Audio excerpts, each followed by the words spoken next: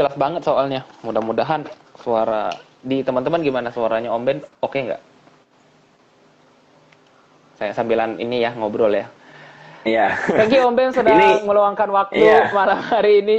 Saya itu kangen kalau Om Ben tuh live di IG pas apa live di YouTube tuh pasti pakai ini, pakai background yang ini loh, Om. Background yang laptop itu ya. ini trading Ya, setup. ya. Jadi kalau Om Ben Background ini live laptop. di IG sudah beda ya karena yang biasanya ngikuti Om Ben di YouTube pasti sudah ngerti lah kalau Om Ben tuh selalu pakai headset ijonya, kemudian background trading setup ya. Oke, tanpa Iya, berpanjang betul lebar betul. lagi, thank you buat hari ini. Om Ben sudah apa kabarnya? Sehat Om? Sudah makan malam? Iya, iya. Belum, saya kalau makan malam agak malaman lagi. Mungkin jam di atas jam 9 saya baru makan. Iya. Oke, oke. Semoga tetap semangat Om Ben. Oke, kita langsung kenalan aja teman-teman dengan Om Ben karena tadi kita sudah bahas-bahas sedikit profil Om Ah, Ben biar Om Bennya yang kenalkan diri langsung. Mungkin buat teman-teman yang baru pertama kali lihat Om Ben nih atau kenal Om Ben, mungkin Om Ben boleh cerita sedikit awal mula bagaimana perjalanan Om Ben di pasar saham. Sebenarnya siapa sih seorang Om Ben ini? Silakan Om. iya, oke. Selamat malam teman-teman. Saya dengan Om Ben. Mungkin teman-teman sudah eh, pernah melihat saya ya di dalam dalam YouTube PPC seperti itu. Ya, saya itu sebenarnya mungkin masih termasuk apa ya trader yang masih pemula ya karena saya belum ada 4 tahun ya, belum ada 4 tahun dalam dunia trading. Saya start trading itu di September akhir awal Oktober 2017. Jadi ini hampir 4 tahun seperti itu. Cuman saya punya prinsip saya apa ya harus belajar ya, harus terus belajar dan puji Tuhannya saya juga nggak menyangka berada dalam posisi yang seperti ini ya. Saya bisa menjadi seorang edukator seperti itu. Tapi ya saya hanya menjalani saja, saya hanya terus belajar aja seperti itu. Dan ya apalagi ya itu aja sepertinya ya. Oke.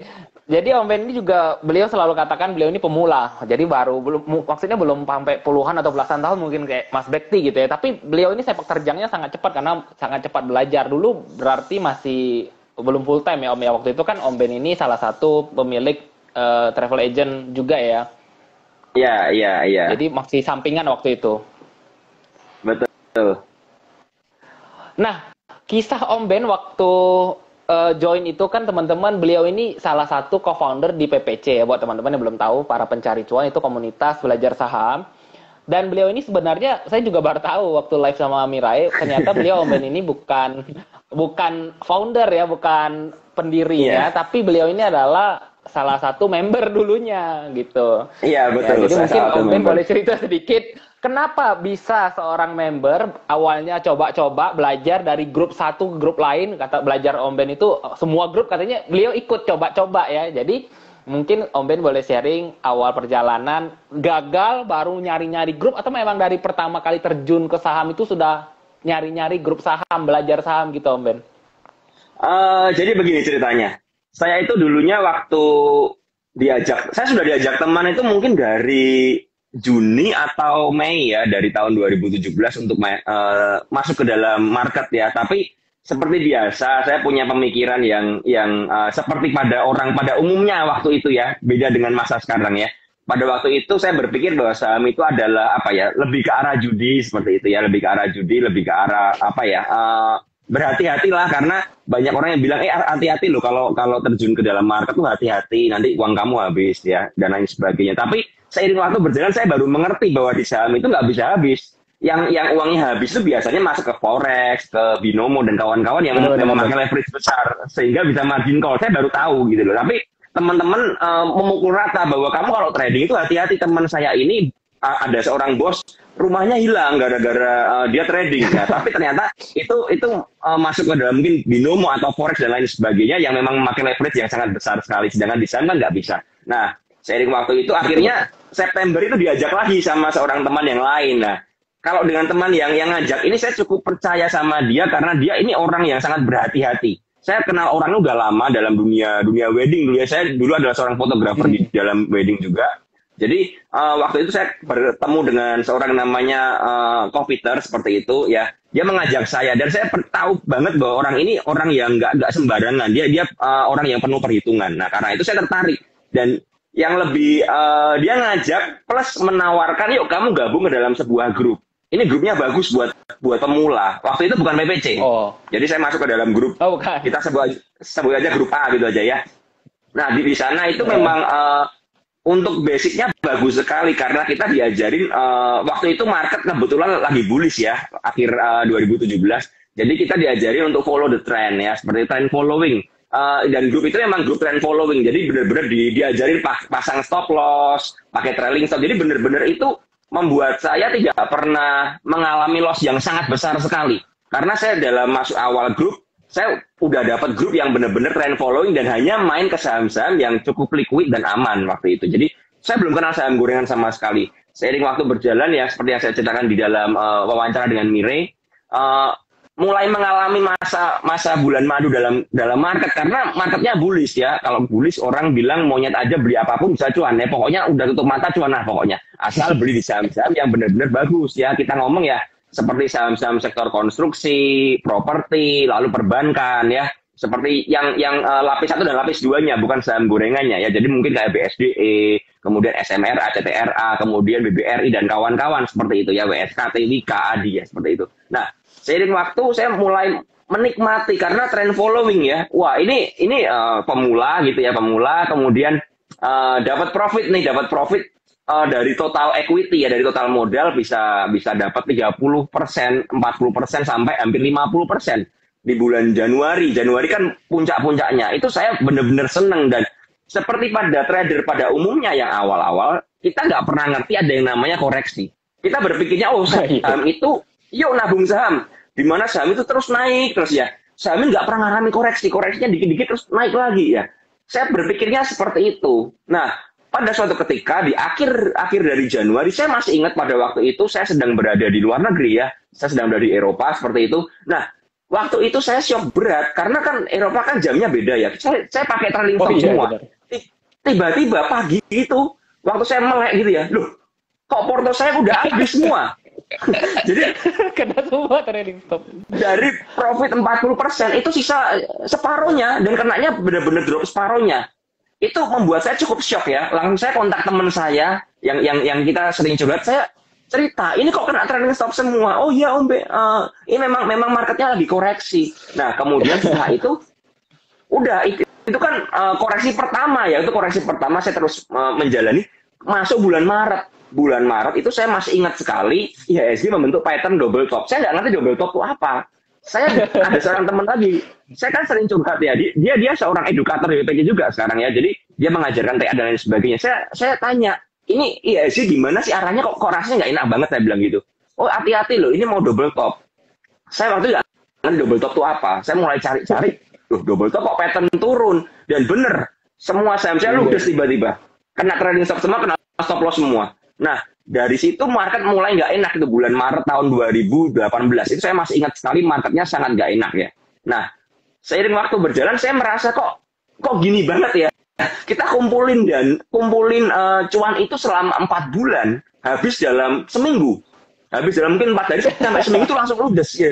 Kena market seperti ini. Ini kalau ngikutin trend following gini nggak bisa. Marketnya yoyo naik turun terus. Jadi barusan beli kena stop loss ya, karena kan kalau trend following itu kan kita kan melihat tren dulu ya, baru memastikan kita entry. Nah, dengan market yang sideways, kita akan terjebak untuk beli biasanya di dekat-dekat resist kan, karena kita harus melihat trennya. Nah, seperti saya merasa kok ada yang nggak bukan saya bilang trend following itu salah, tapi sepertinya ada market yang berbeda, ada market yang berbeda lagi ini. Nah, kemudian saya mulai cari. Saya mulai masuk ke Telegram waktu itu. Ya mulai cari. Dan seperti yang saya cari di email, saya mencoba hampir semua grup. Saya lihat grup ya. Biasa kan grup kan promo ya. Promonya bagus-bagus semua kan. Promonya bagus-bagus. Saya masuk sekali dan itu saya masuk di dalam market yang bearish. Ya, marketnya udah jelek.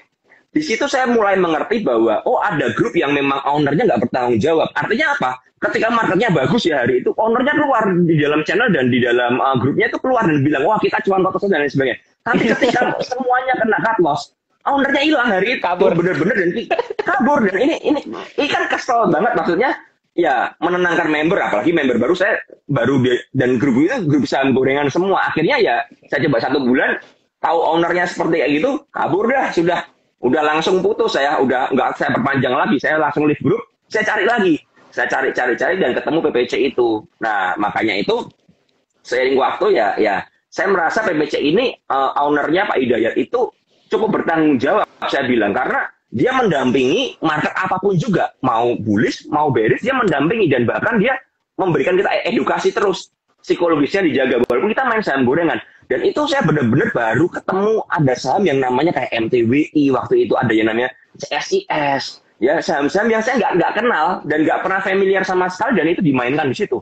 Saya masih ingat waktu itu saham-saham itu rata-rata harganya 100 ke bawah, dan itu kan pergerakannya sangat volatil. Saya belajar terus, tapi saya lihat kok Pak Hidayat ini kok bisa konsisten, kemudian member-member yang lain kok juga profitnya konsisten, kok saya loss terus. Saya selalu loss karena mungkin ya seperti biasa, saya tuh saya seorang swing trader beralih ke scalping. Ya, tangannya lamban kan, otaknya juga lamban, responnya lamban. Mereka keluar, saya masuk. Jadi selalu seperti itu, tapi memang rekomnya tidak seperti itu. Mungkin saya terlambat membaca atau apa. Nah, saya dari situ saya mulai berpikir, itu saya di PPC itu dalam 6 bulan, saya masih ingat, masuk di PPC itu Maret tahun 2020.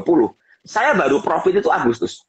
Saya baru pertama kali profit 1 bulan itu Agustus. Jadi sepanjang Maret sampai Juli itu saya selalu loss. Tapi kembali lagi karena saya dari awal itu saya bukan seorang penjudi. Ya, saya nggak punya kata seorang penjudi, bahkan saya nggak suka main ke kasino dan lain sebagainya. Jadi saya setiap kali memulai trading ini saya dengan mindset seperti ini. Oke, saya mau main 5 juta misalnya. Ya saya siap 5 juta saya itu hilang. Jadi itu membuat saya nggak stres ya, nggak sampai all in margin dan lain sebagainya. Saya nggak pernah pakai dana besar dan lain sebagainya ya. Nah, lalu ya sudah, terus saya dengan itu ya saya pakai terus, saya loss terus. Tapi karena saya melihat ada teman-teman yang lebih senior yang profit, saya berpikir ini yang salah saya, karena orang lain profit. Kecuali kalau memang kita semua profit ya, apalagi ketika barusan mereka langsung diguyur lah, itu berarti ada pom-pom. Tapi ini enggak gitu loh. Ini saya yang salah. Nah, saya akhirnya belajar terus selama 6 bulan itu, belajar dan menemukan bahwa mulai konsisten setelah 6 bulan itu. Nah, mulai dari 6 bulan itu mulai saya belajar. Nah, kenapa saya bisa dari member menjadi sekarang co-founder ya? Ceritanya begini. Seiring waktu ya, setelah saya mulai profit konsisten, saya melihat Pak Ida ini mulai kewalahan ya. Terlalu pasti capek lah, karena dia juga seorang marketing di PPC ya. Dia bikin stock pick, dia harus kasih konsultasi ke member, seperti saya misalnya, loh ini kok kenapa saya sanggup dan lain sebagainya, itu dia one man show. Nah, saya itu kan orang marketing ya, saya di pekerjaan saya juga jadi seorang marketing. Saya bilang sama Pak Hidayat, saya bantu deh, kasihan deh Pak Hidayat, kalau ada kan ada PPC yang grup free-nya ya, saya coba bantu di grup free, kalau ada orang yang mau tanya-tanya, saya bantu ya Pak Hidayat ya, nggak usah dibayar nggak apa-apa, karena apa, saya merasa di PPC ini saya bertumbuh. Akhirnya saya punya hati kasihan Pak Hidayatnya, saya mulai bantu beliau. Nah, saya waktu membantu, akhirnya ya kita kan hubungannya semakin dekat. Nah, puncaknya ini PPC ini semakin berkembang juga. Akhirnya kita memiliki tim, ada orang-orang yang punya hati juga buat PPC, mulai bergabung dalam tim kita gitu. Tapi karena saya orang pertama, makanya mungkin saya dipercaya dan Pak Hidayat cukup dekat dengan saya waktu itu juga. Dia menceritakan semuanya, pengembangan PPC bakal seperti ini. Jadi saya bisa kasih masukan secara bisnis ya, karena kan saya orang bisnis ya. Oh nanti arahnya ke sini, yuk kita bikin ini. Dan akhirnya pada suatu ketika ya saya ditunjuk aja, dah kamu aja lah jadi leadernya ya. Kamu jadi leadernya karena ya memang orang pertama dan seperti itu. Dan COVID ini memang benar-benar jadi begini, saya merasa sangat bersyukur sekali ya, sepertinya sudah diatur jalannya ya, seperti itu ya. Ketika COVID ini usaha tour saya kan pasti harus berhenti ya.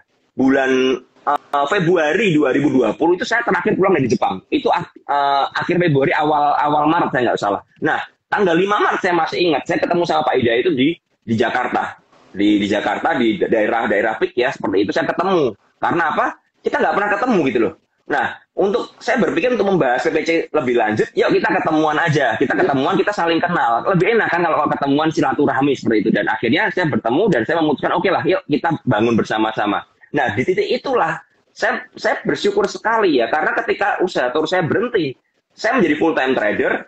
Seiring waktu saya mengedukasi orang, ini yang menjadi apa ya, message buat teman-teman juga gitu loh. Ketika kita mau belajar dan kita mengajarin orang, kita berbagi untuk orang, kita akan mendapatkan feedback yang sangat bagus dari Tuhan ya, seperti itu ya. Jadi seperti seolah-olah ketika saya mengajarin, saya sedang mengajari diri saya sendiri juga. Jadi otomatis apa ya, kemampuan analisa saya semakin bertambah ya. Jadi benar-benar waktu itu saya masih belajar bikin chart dan lain sebagainya. Waktu itu saya memang apa ya, saya bilang apa ada, saya newbie gitu. Saya hanya co-founder dari Pak Hidayat untuk membantu arah PPC. Tapi seiring waktu saya mulai bisa menganalisa dan saya melengkapi dari Pak Hidayat. Karena Pak Hidayat ini benar-benar murni dari analisa tape trading seperti itu, sedangkan saya punya TA. Jadi kita membuat new PPC seperti ya, dengan analisa yang mix ya. Kita menggabungkan dan saya juga karena seorang swing trader, saya bisa memberikan analisa-analisa soal saham-saham swing ya, seperti itu. Jadi benar-benar akhirnya saya belajar gitu loh. Dan yang membuat titik balik saya lebih cepat lagi ketika saya membuat YouTube waktu itu. Saya masih ingat bulan Mei itu saya cukup stres ya. Karena saya biasa traveling ya ke Jepang, ke New Zealand seperti itu. Kemudian kalau semua, saya nganggur kan, nggak ada kerjaan seperti itu. Dan akhirnya ya saya tak bikin YouTube aja deh, penasaran. Ya siapa tahu bisa membantu teman-teman. Saya mulai bikin YouTube-nya itu saya pakai HP waktu itu, pakai screen recorder. Saya masih ingat pertama kali saya bikin YouTube saya pakai screen recorder. Jadi benar-benar sangat apa ya, minimalis sekali. Tapi ternyata seiring waktu saya membagikan analisa-analisa itu, ternyata membuat saya semakin tajam analisanya. Dan ternyata sambutan dari teman-teman yang ada di luar sana itu bagus gitu loh. Karena nggak ngerti ya, mungkin karena saya ngomong apa adanya ya.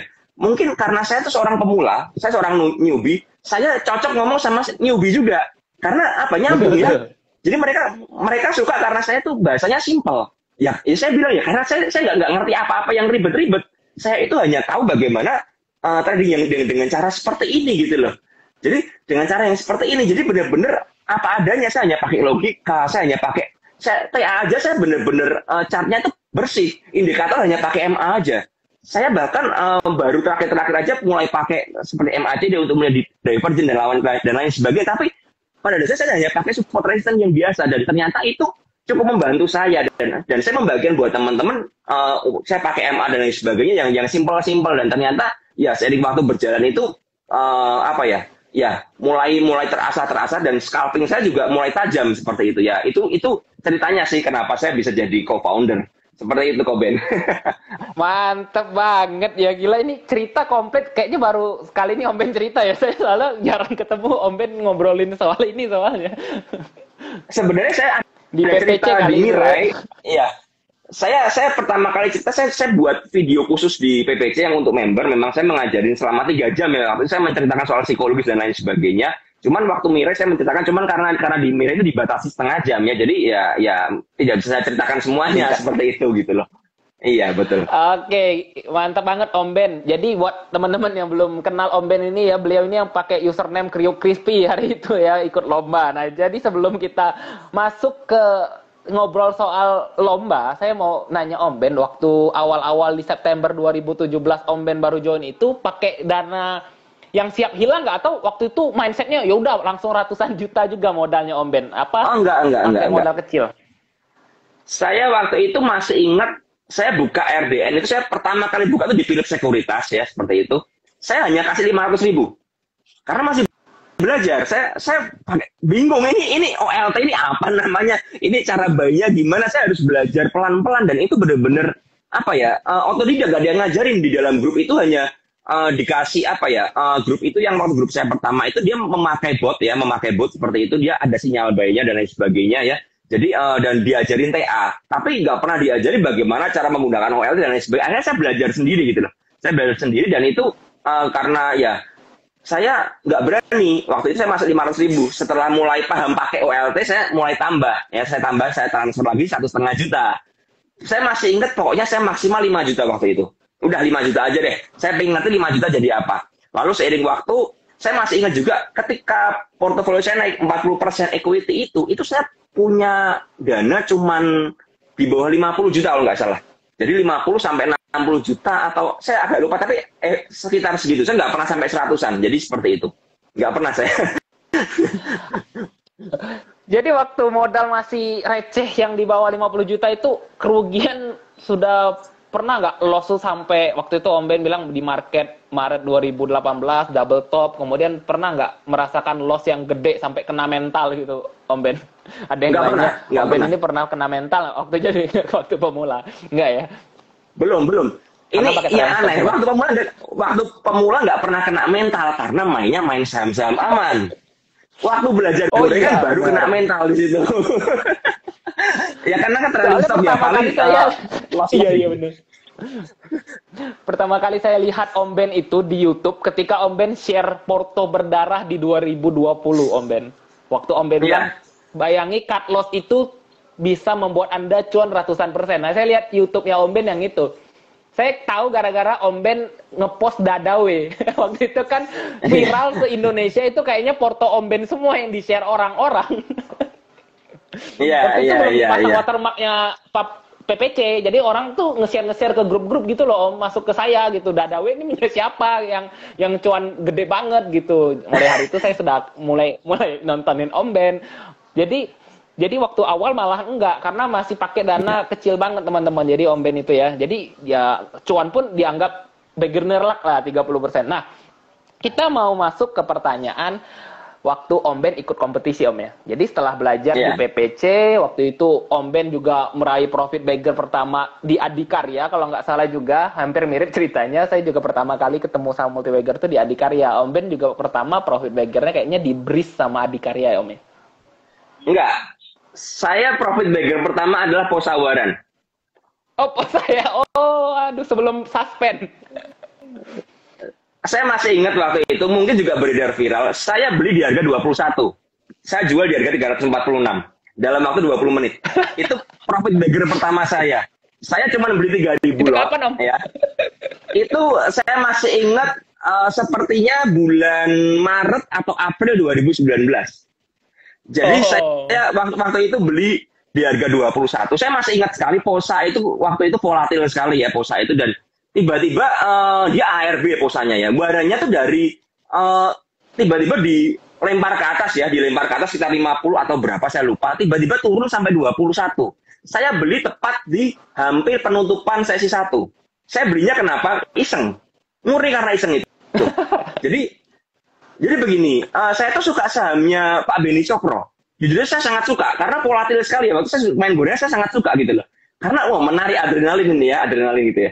Nah, saya beli iseng. Saya beli dengan, kembali lagi saya hanya memakai uang yang saya siap bilang. Waktu itu saya masuk 3.000 lot, di harga 21, artinya cuma 6,3 juta. Saya siap bilang 6,3 juta waktu itu. Saya hanya berjudi aja waktu itu. Nah, udah kan, break sesi kan. Break sesi ya saya berapa aktivitas, sesi 2 saya masih telat karena saya ada aktivitas di rumah, tiba-tiba kok HP kok bunyi terus gitu loh. Saya buka kan, Om Ben, ini dan Posawaran naik. Wah, langsung saya tinggalin semua kan. Saya cek, loh, kok sudah 100? Udah, saya pantau terus itu, saya pantau terus. Naik itu 100, 200, 300. Begitu sampai 340-an, ya, saya langsung, udahlah, sepertinya ini gila ini udah terlalu gila. Saya tidak sempat screenshot. Saya nggak sempat screenshot itu berapa persennya ya. Tapi karena kan saya pakai Philips Sekuritas, ada rekapnya kan pada akhir sesi, ada rekapnya. Baru itu yang saya screenshot. Jadi saya nggak pernah lihat itu berapa persennya ya. Akhirnya waktu harganya 340, saya masih ingat saya jual di 300. Saya pokoknya masa bodoh saya bantu 300 dah. Mau laku berapa nggak peduli saya. Saya bantu 300. Baru setelah saya dan transaksi itu, saya lihat kejual di 346 ternyata. Jadi waktu di 330 itu kebanting ke bawah, tiba-tiba ada yang ngakak ke atas. Nah, saya jualnya pas di 346. Jadi nggak ngerti ya itu karena volatil sekali.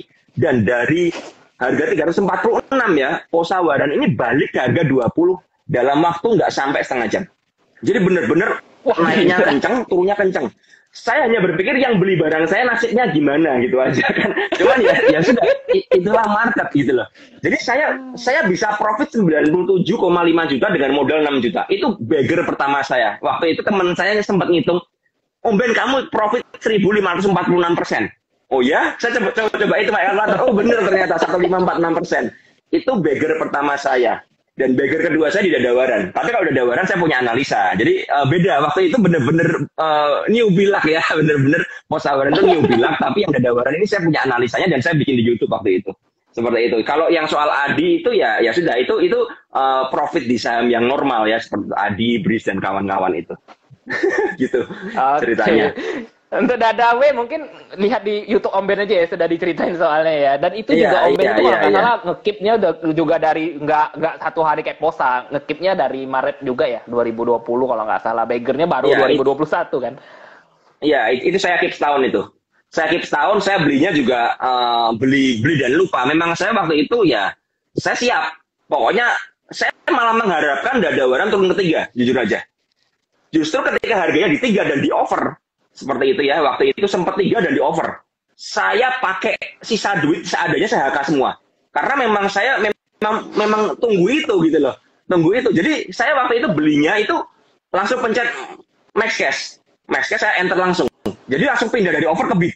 Itu bidnya diisi punya saya, dan setelah itu diisi punya orang, saya cabut karena saya merasa udah cukup gede nih, udah hampir 100 juta saya punya Dadawaran itu. Udahlah saya cabut aja deh. Dan itu average saya 3,7 sekian kan. Itu benar-benar jangan ditiru lah. Kalau nggak bisa gila seperti saya, nggak punya mindset itu jangan ditiru lah itu.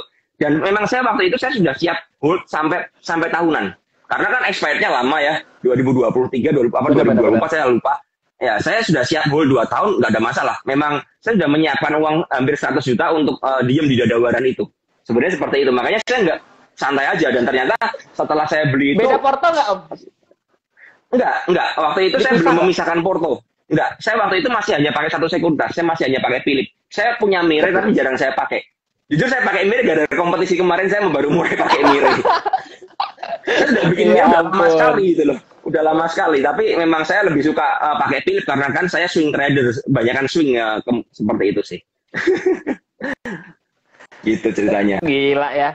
Ini seru banget ya. Pokoknya cerita lengkapnya nanti langsung di YouTube Om Ben aja. Nah, jadi awal-awal mulai dari Om Ben ini swing, kemudian dia belajar di PPC, beliau baru belajar tentang saham-saham gorengan. Nah, di kompetisi ini Om Ben, saya tuh sangat penasaran sekali yang kayaknya nggak dibahas juga di waktu wawancara Mire. Itu Om Ben pakai modal berapa Om ikut di kompetisi kemarin? Dan apakah selama 1 bulan waktu ikut kompetisi itu ada top up? Maksudnya pasti ada nyangkut gitu atau ada withdraw, kayaknya sudah cuan nih, withdraw, ada top up nggak gitu selama kompetisi Om? Saya tidak pernah ada top up karena saya kan gini, jadi saya memang cari kelas premier ya, kan kelas premier itu modal minimal 200 juta. Saya waktu itu saya isi kalau nggak salah 202 juta sisanya. Pokoknya saya sudah isi dana di Mire. Akhirnya saya waktu itu gara-gara ikut kompetisi saya belajar pakai Mire selama 1 minggu. Jadi 1 minggu sebelum kompetisi saya pakai Mire terus, dan akhirnya selama 1 minggu itu saya bisa profit 100 juta. Jadi 100 jutanya saya ambil seperti itu dari modal 200, saya dapat 100 ya selama 1 minggu saya ambil, kemudian saya sisakan 202 juta dan itu saya nggak pernah top up sampai akhir kompetisi. Bahkan saya setiap kali profit saya tarik karena apa? Jujur aja ya, saya tidak pernah memakai dana yang terlalu besar karena ya saya takut kalau psikologi saya nggak kuat seperti itu. Jadi saya tiap kali ada profit, saya balikin lagi ke sekitar 200 sampai 250 juta. Ya, jadi saya withdrawal saya banyak sekali waktu itu selama kompetisi. Seperti itu. Berarti selama kompetisi sering di withdraw lah ya karena takutnya kegulung ya, hilang profitnya. Tapi ngitung 800% itu perhitungan Mire itu gimana Om Ben ya? Buat mungkin teman-teman yang mau ikutan, nanti kan Om Ben juga salah satu mentor untuk Hot Championship Season 5. Kalau perhitungan Mire itu kita dihitung dari modal awal. Jadi misalnya kita 200 ya. Ya itu nanti misalnya kita withdraw juga nggak akan ngefek. Jadi itu sudah dihitung profit tapi yang kita ambil. Seperti itu. Nah, kalau yang profit kan ada juara mingguan kan. Kalau weekly itu dihitung dari totalnya ya. Jadi misalnya kita dari 200 kita bisa dapat 250 minggu pertama. Nah, minggu kedua itu dihitung dari 250. Tapi untuk perhitungan akhir kita pakai 200 depan. Jadi yang untuk weekly aja itu dihitung dari modal yang di start dari Senin itu. Kalau misalnya kita tarik di hari Jumat kita tarik dan Senin kembali ke 200 ya dihitung 200. Tapi kalau kita misalnya dapat profit atau kita bahkan loss ya kita dihitung dari total aset kita yang ada di portofolio seperti itu. Oke, jadi misalnya 2.200 itu minggu pertama cuan 200, kemudian minggu kedua cuan 500, ya total 1,8 M lah kalau nggak salah ya, 800% itu Om Ben ya. Iya. Walaupun sudah kita tarik-tarik, dia ngitungin secara akumulasi dari awal sampai akhir berapa gitu ya. Iya, betul. Oke. Gila banget ya. Itu kalau saya lihat Om Ben ini salip-salipan dengan Daniel. Sama Ko Daniel ya. Itu iya, betul. Lumayan waktu itu ngobrol-ngobrol sama Ko Daniel, dia bilang, "Wah, gua kira lu Om Ben." Kan. Gua bilang bukan. Om Ben mah IG-nya yang jalan-jalan murah bilang gitu. Iya, soalnya salip-salipan sama Om Ben kan waktu itu untuk juara return aset terbesar. Nah, iya. Selama Om Ben kompetisi yang mendapatkan 800% return itu ya, mungkin orang masih banyak kejebak. Nggak mungkin gitu bisa cari saham atau profit dari saham 800%. Itu Om Ben main waran juga nggak? Apa nggak diperbolehin sudah main waran hari itu? Nggak boleh main waran. Hari itu tidak boleh main waran sama sekali. Jadi yang season 3 boleh, season 4 udah nggak boleh. Jadi saya benar-benar murni dari saham aja itu. Oke, dan yang kelima kayaknya nggak boleh waran juga ya Om Ben ya? Nggak boleh, udah nggak boleh waran. Jadi waran tidak dihitung. Ceritanya seperti itu. Oke, selama kompetisi nih Om Ben, saya mau nanya, apakah Om Ben itu melakukan full scalping gitu, all in, all out juga full margin gitu, selama kompetisi? Apa ada swing-swing pendek seperti mungkin beli sore jual pagi juga, atau memang full scalping aja harian Om Ben? Porto bersih sore gitu. Kalau memang saya menyadari untuk mengembangkan ya, untuk lomba ini kita harus melakukan fast trading. Kita kan karena hampir nggak mungkin kita bisa begini ya. Jadi karena bisa sih swing ya, kan ada beberapa saham yang memang rally ya. Kemarin saya masih ingat waktu itu ada saham Bina yang saya juga ikut, tapi kita nggak pernah berjudi dalam arti karena ini kan kompetisi ya. Jadi kalau kita mau hold ya dalam sehari itu dana kita kesimpan di Bina, terus nanti takutnya kehilangan saham yang lain. Jadi begitu misalnya saya beli Bina ya sorenya seperti itu, pagi naik 10%, 15%, saya lepas dulu. Nanti kalau Bina mau arah saya masuk lagi. Nah, tapi saya juga tidak pernah all in dan all margin ya. All margin saya tidak pernah sama sekali karena all in pun saya jujur aja saya memang mental saya itu belum berani untuk langsung masuk ke saham yang gorengan langsung dalam posisi besar ya, beda dengan Mas Bekti mungkin ya. Saya tidak terlalu berani.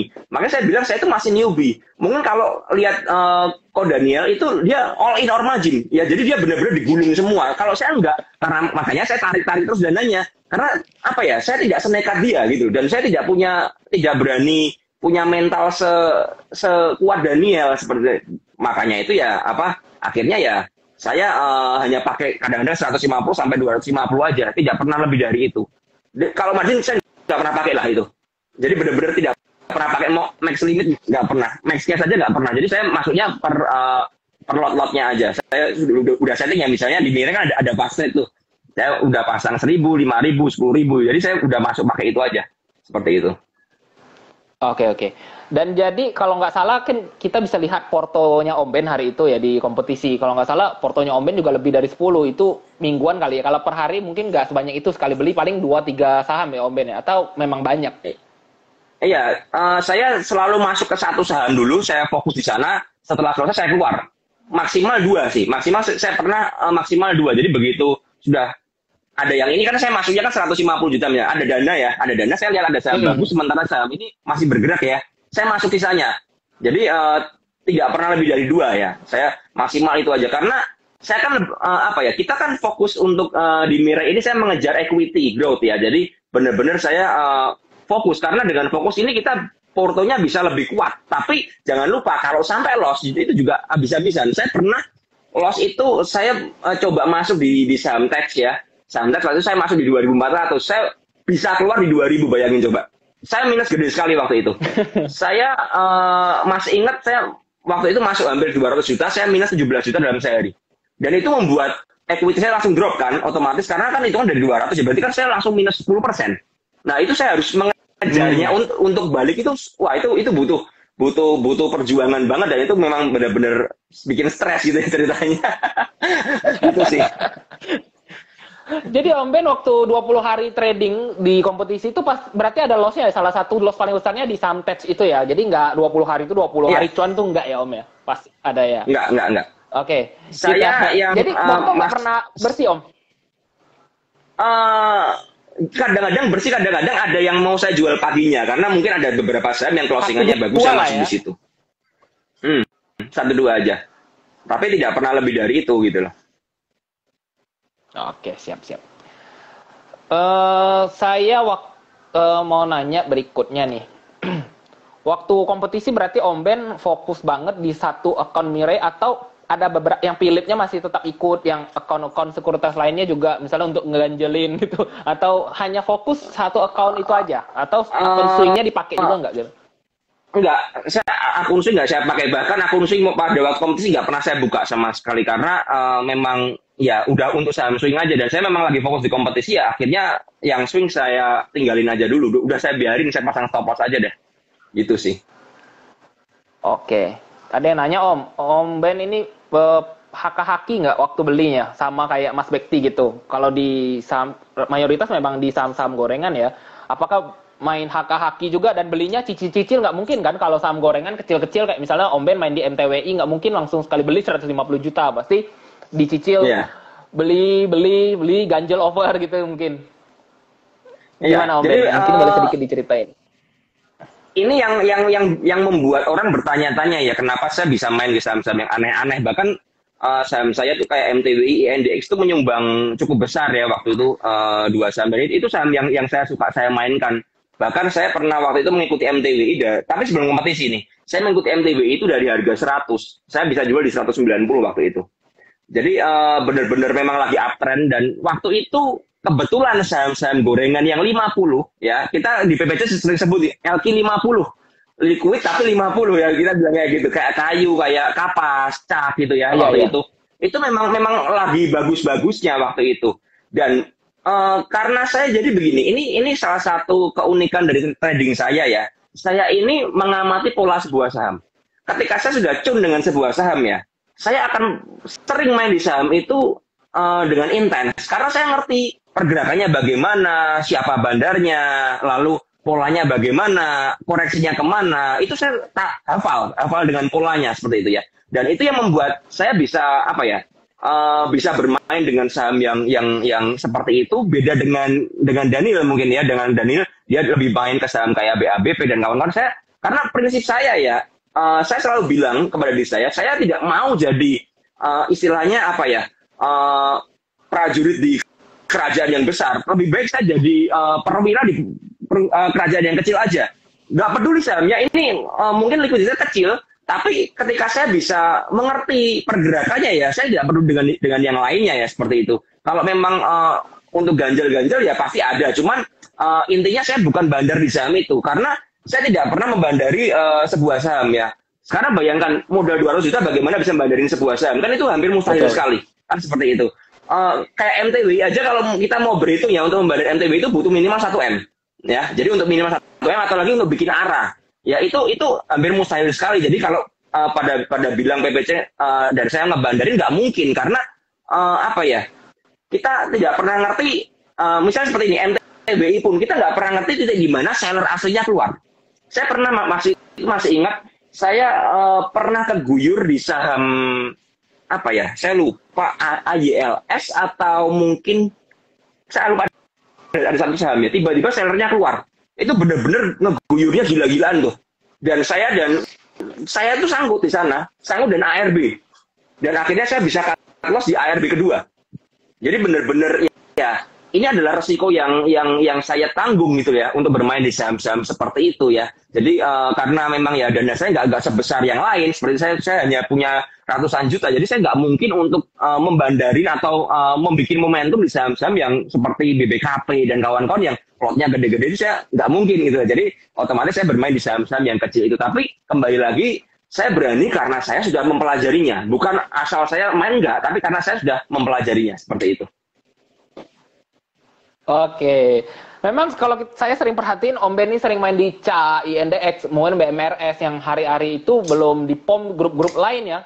Pernah nggak Om Ben merasa Iya, ketika misalnya tiba-tiba Om Ben buy gitu ya atau jadikan stock pick, tiba-tiba grup lain tuh ikut-ikut jadikan stock pick, besoknya tiba-tiba jadi ARB tuh. Sering banget nggak ketemu yang seperti itu Om Ben? Grup lain tiba-tiba jadi sering, dengan sering. kapasitas member mereka yang gede dan akhirnya malah dibalikin. Itu entah bandar aslinya yang ngeguyur atau Om Ben yang buang barang gitu. Saya pernah. Jadi gini, beberapa teman atau member-member yang dekat dengan saya itu banyak. Dia cerita, saya ada di grup A, grup B, grup C seperti itu ya. Jadi ketika rekom PPC masuk, dia kirim ke saya. Ini ada rekom dari grup A gitu. Oh ya udah, saya tidak pernah menginstruksikan, oh yuk jual kita guyur, enggak. Tapi saya selalu bilang hati-hati. Pokoknya saya punya area resist di mana seperti itu ya. Kalau sudah tekanan sellernya gede ya kita keluar. Tapi kembali lagi karena saya tahu polanya, ketika mereka juga keluar, saya berani tanda bawah.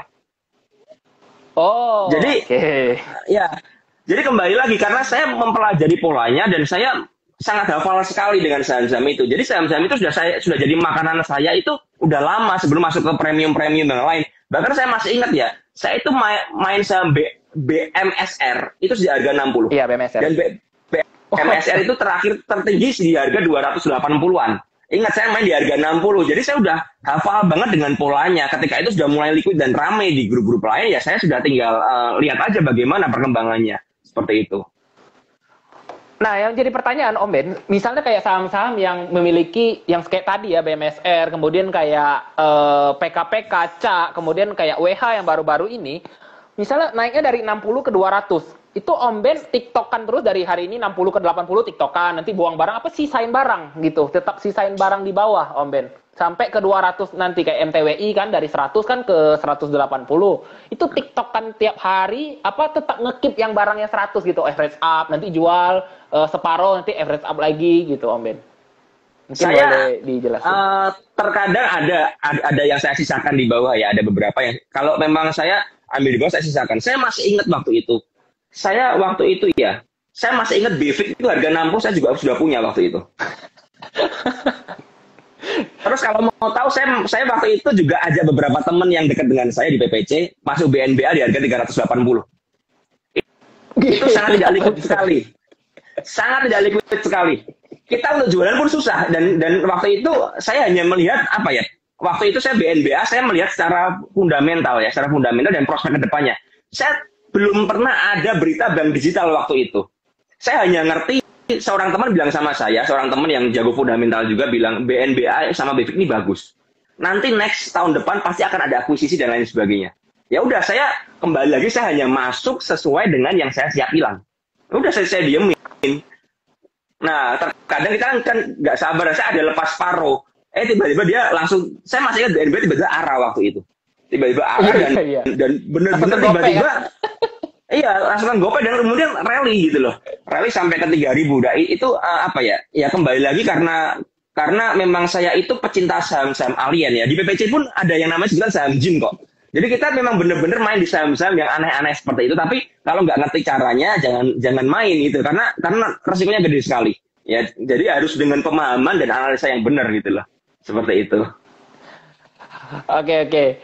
Nah, banyak yang tanya dari tadi bagaimana sih sebenarnya strategi dan persiapan Om Ben ini dalam screening saham. Ini pertanyaannya banyak banget dari tadi. Apakah Om Ben ini selama kompetisi sama trading harian seperti biasa seperti ini, bagaimana sih strategi sama atau beda gitu dalam screening saham? Apakah tetap baca news, lihat fundamental juga, atau selalu cek broksum, charting dan lain-lain mungkin Om Ben, atau lihat running trade aja deh gitu pokoknya satu hari? Saya tidak pernah lihat running trade. Ini yang aneh kan. Saya tidak pernah mau lihat running trade karena kepala saya pusing jujur aja. Ini gerak-gerak melulu dan ini bikin pusing gitu. Karena itu saya sudah punya stock pick sendiri yang memang saya himpun ya. Saya analisa sendiri ya. Saya riset sendiri terus seperti itu. Saham-saham dari misalnya ada yang volumenya mulai keluar atau mungkin saham-saham yang barusan bangun dari 50. Saya mulai riset seperti itu. Ini kira-kira kedepannya bagaimana, terus kembali ke 50 lagi atau enggak, atau dijagain ya. Saya mulai riset seperti itu dan saya memang punya list. Jadi saya punya satu kertas seperti itu, saya punya list semua sahamnya. Saya tulis semua sahamnya. Waktu di dalam kompetisi mirip, strateginya sama, cuman bedanya saya lebih intens saja. saya lebih apa ya, lebih ngotot ya di situ karena kita kompetisi seperti itu ya. Dan saya tidak pernah menyangka memang ada kompetitor seperti Ko Daniel yang benar-benar luar biasa ya. Saya bilang luar biasa sekali. Karena sepertinya kemarin kompetisi seperti pertandingan 2 orang aja. Karena yang lain persenannya tertinggal jauh kan. Saya waktu itu karena berpikirnya ya tahun lalu Ko Daniel 285% ya. Saya mikir ya kalau 300% sepertinya saya bisa. Tapi ternyata kan dikejar terus ya. Sementara saya harus lari terus dan itu memang benar-benar melelahkan sekali. Dan saya benar-benar tiap malam itu saya cari. Saya benar-benar menghabiskan waktu saya sampai kadang-kadang saya pagi gitu ya. Untuk mencari semua saham. Dan itu saham mana yang berprospek untuk saya tembak besoknya. Seperti itu. Jadi benar-benar harus... Menarik banget ya. Harus benar-benar gila lah ini. Pusing. Jadi Om Ben ini masih manual Om ya? Tulis di kertas ya? Iya, karena kalau kita tulis di layar nggak enak. Kalau di kertas kan tinggal lihat ya. Tinggal lihat apa sih saham yang ini saya centang seperti ini ya. Oh, seperti itu. Karena kalau memang masuk ke dalam list dari stock pick kita ya, saya kadang-kadang bias karena layar kan terlalu banyak. Kalau di kertas kan kita bisa lihat ya. Setuju. Kalau mau nulis tinggal nulis kan cepet kan, nggak perlu ketik-ketik dan lain sebagainya ya. Lebih enak manual sih kalau untuk kayak gitu coret-coret aja sih sebenarnya. Seperti itu. Saya jadi ingat saya itu selalu punya list kayak gini. Saya selalu listin saham-saham. Dan saya selalu list kira-kira bandar-bandarnya siapa-siapa aja. Mungkin saya rasa Om Ben pasti punya kertas tepekan seperti gini juga ya.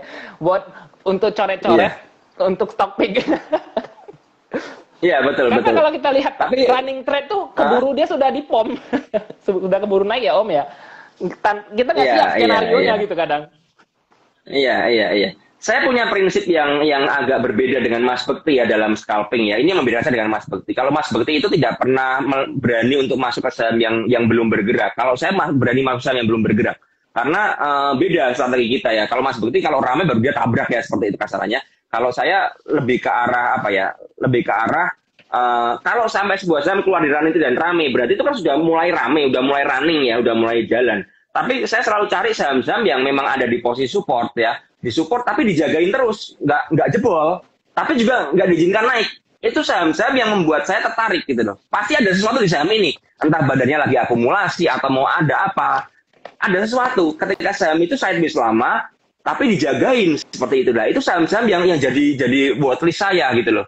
Nah, permasalahannya kan kita nggak ngerti kapan jalannya gitu loh. Terkadang ketika saya sengaja HK seperti itu ya, jalan tiba-tiba ya sudah, kalau jalan sudah saya tinggal menikmati aja kan, mulai masuk running trade ya, kemudian mulai masuk grup lain kan mulai tambah rame kan, tambah liquid kan. Nah itu yang membuat saya bisa profit gede gara-gara itu sebenarnya, karena ketika rame orang pada masuk semua nih, pada masuk semua. Contoh WH itu hari ini saya hitenan beberapa kali kebetulan, dan saya terakhir bisa jual WH di harga 260 dan kebetulan badan saya semua dimakan NI waktu tadi. Jadi benar-benar habis. Saya masuk cukup banyak. Saya transaksi WH hari ini saya punya 43.000 lot di WH. Wah, itu sudah habis ya Om? Sudah habis. ARB WH hari ini. Tapi saya keluar WH di pucuk. Ketika saya sudah terakhir di 260, saya tidak berani masuk lagi. Jadi saya TikTok terus kan. Masuk keluar. Ketika sudah sampai 260, saya lihat ini polanya nggak enak. Overnya kalau terlalu tebal dan sebagainya, saya udah. Dan ini hari Jumat gitu loh. Saya ngerti hari Jumat ini hari taking profit kan. Jadi ya sudah, saya sudah selesai. Terus tiba-tiba kok WH itu turun ke 240. Terus tiba-tiba kok ARB. Saya baru dicolek teman saya, itu WH ARB loh. Udah keluar. Oh, udah nggak ada barang saya. Oh gitu. Saya sebenarnya kemarin itu ARB bukan Om Ben berarti. Bukan saya. Yang ARB saya tidak ngerti yang ARB. Saya tuh sempat kesal sama WH karena jujur saya punya barang banyak kemarin. Karena saya ngerti WH itu tapi ARA, saya lepas di ARA. Kesel saya punya barang banyak di bawah 200 soalnya. Hari ini kan nggak suspend. Biasanya saya ketika besoknya ARA suspend kan? Ini enggak, kan kesel. Iya. ini saya langsung jual di ARA semua kemarin. Kesel kan, udah jual di ARA, besoknya hari ini jalan. Ya udah, ketika hari jalan pagi, saya juga tidak pernah terbiasa trading tuh langsung tabrak, nggak pernah. Saya selalu melihat polanya bagaimana. Ketika polanya bisa saya baca, baru saya masuk. Ketika WH ini udah mulai tenang, saya tabrak baru. Oh, saya udah ngerti ini area range-nya segini-segini, saya tabrak seperti itu. Saya tabrak, mulai jalan, saya taking profit. Kemudian dia sideways lagi kan, tabrak lagi. keluar lagi. Sampai saya masuk WA nggak salah 3 kali, masuk keluar 3 kali. Seperti itu.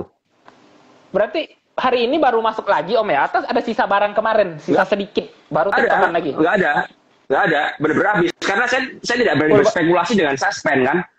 Saya takutnya kalau tiba-tiba open benernya gila di ARB-in, open ARB gitu kan nggak lucu juga. Jadi saya lebih mengamankan apa ya, menghitung resiko saya, ya udah daripada saya terlalu beresiko, mendingan ya saya menahan diri lah ya, daripada resiko ya sudahlah, saya mensyukuri profitnya. Tapi kesel juga hari ini karena pagi-pagi saya cek tidak ada suspend, itu bikin kesel gitu loh.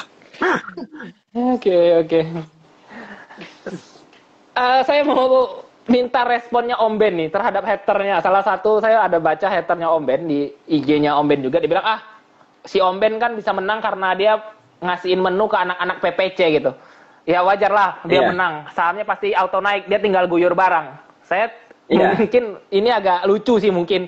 Silakan mungkin Om Ben nanggepin hater, mudah-mudahan si hater nonton. Jadi begini, saya dari awal menyadari ya, waktu saya sempat konsultasi dengan tim inti PPC, saya mau ikut, tapi sepertinya kalau saya ikut dan misalnya saya bisa masuk 3 besar, akan ada omongan seperti ini. Sudah saya antisipasi gitu, dan memang ini resikonya. Dan mereka bilang ya udah bodo amat lah, yang penting PPC nggak dirugikan sama kamu kan, nggak ada masalah gitu ya. Jadi ketika waktu berjalan benar, jadi saya masih ingat waktu itu ada seorang hater yang bilang, ini kok Crew Crispy siapa ya? Saya hanya diam waktu itu. Dan hater itu menyusup ke dalam member seperti itu. Jadi dia hanya muncul untuk mengkritisi. Ketika PPC ditarget, dia nggak pernah memuji. Ketika sampai kena loss, langsung dicolek. Ini kok stoknya sama dengan Crew Crispy ya? Nah, tapi kalau ditarget, nggak keluar dia. Jadi kan nggak fair kan? Maksudnya kalau memang mau mengkritisi ya, kalau kita ada prestasi ya dipuji. Kalau nggak ada, kita dikritik, boleh dikritik. Tapi ini kok sepertinya hanya menyerang aja. Seperti dan terakhir saya mendapatkan, setelah saya juara ya, saya mendapatkan screenshot orang itu ngobrol dengan orang lain di grup lain seperti itu ya. Saya dapat screenshotnya memang kan. Jadi ada orang yang kirim ke saya seperti itu ya. Ya, kalau soal itu dan saya masih ingat akhirnya kalau nggak salah di minggu kedua atau awal minggu ketiga, saya memutuskan oke, saya tidak akan memberikan stok pick PPC saham gorengan waktu itu. Saya putuskan saya tidak memberikan stok pick saham gorengan sama sekali.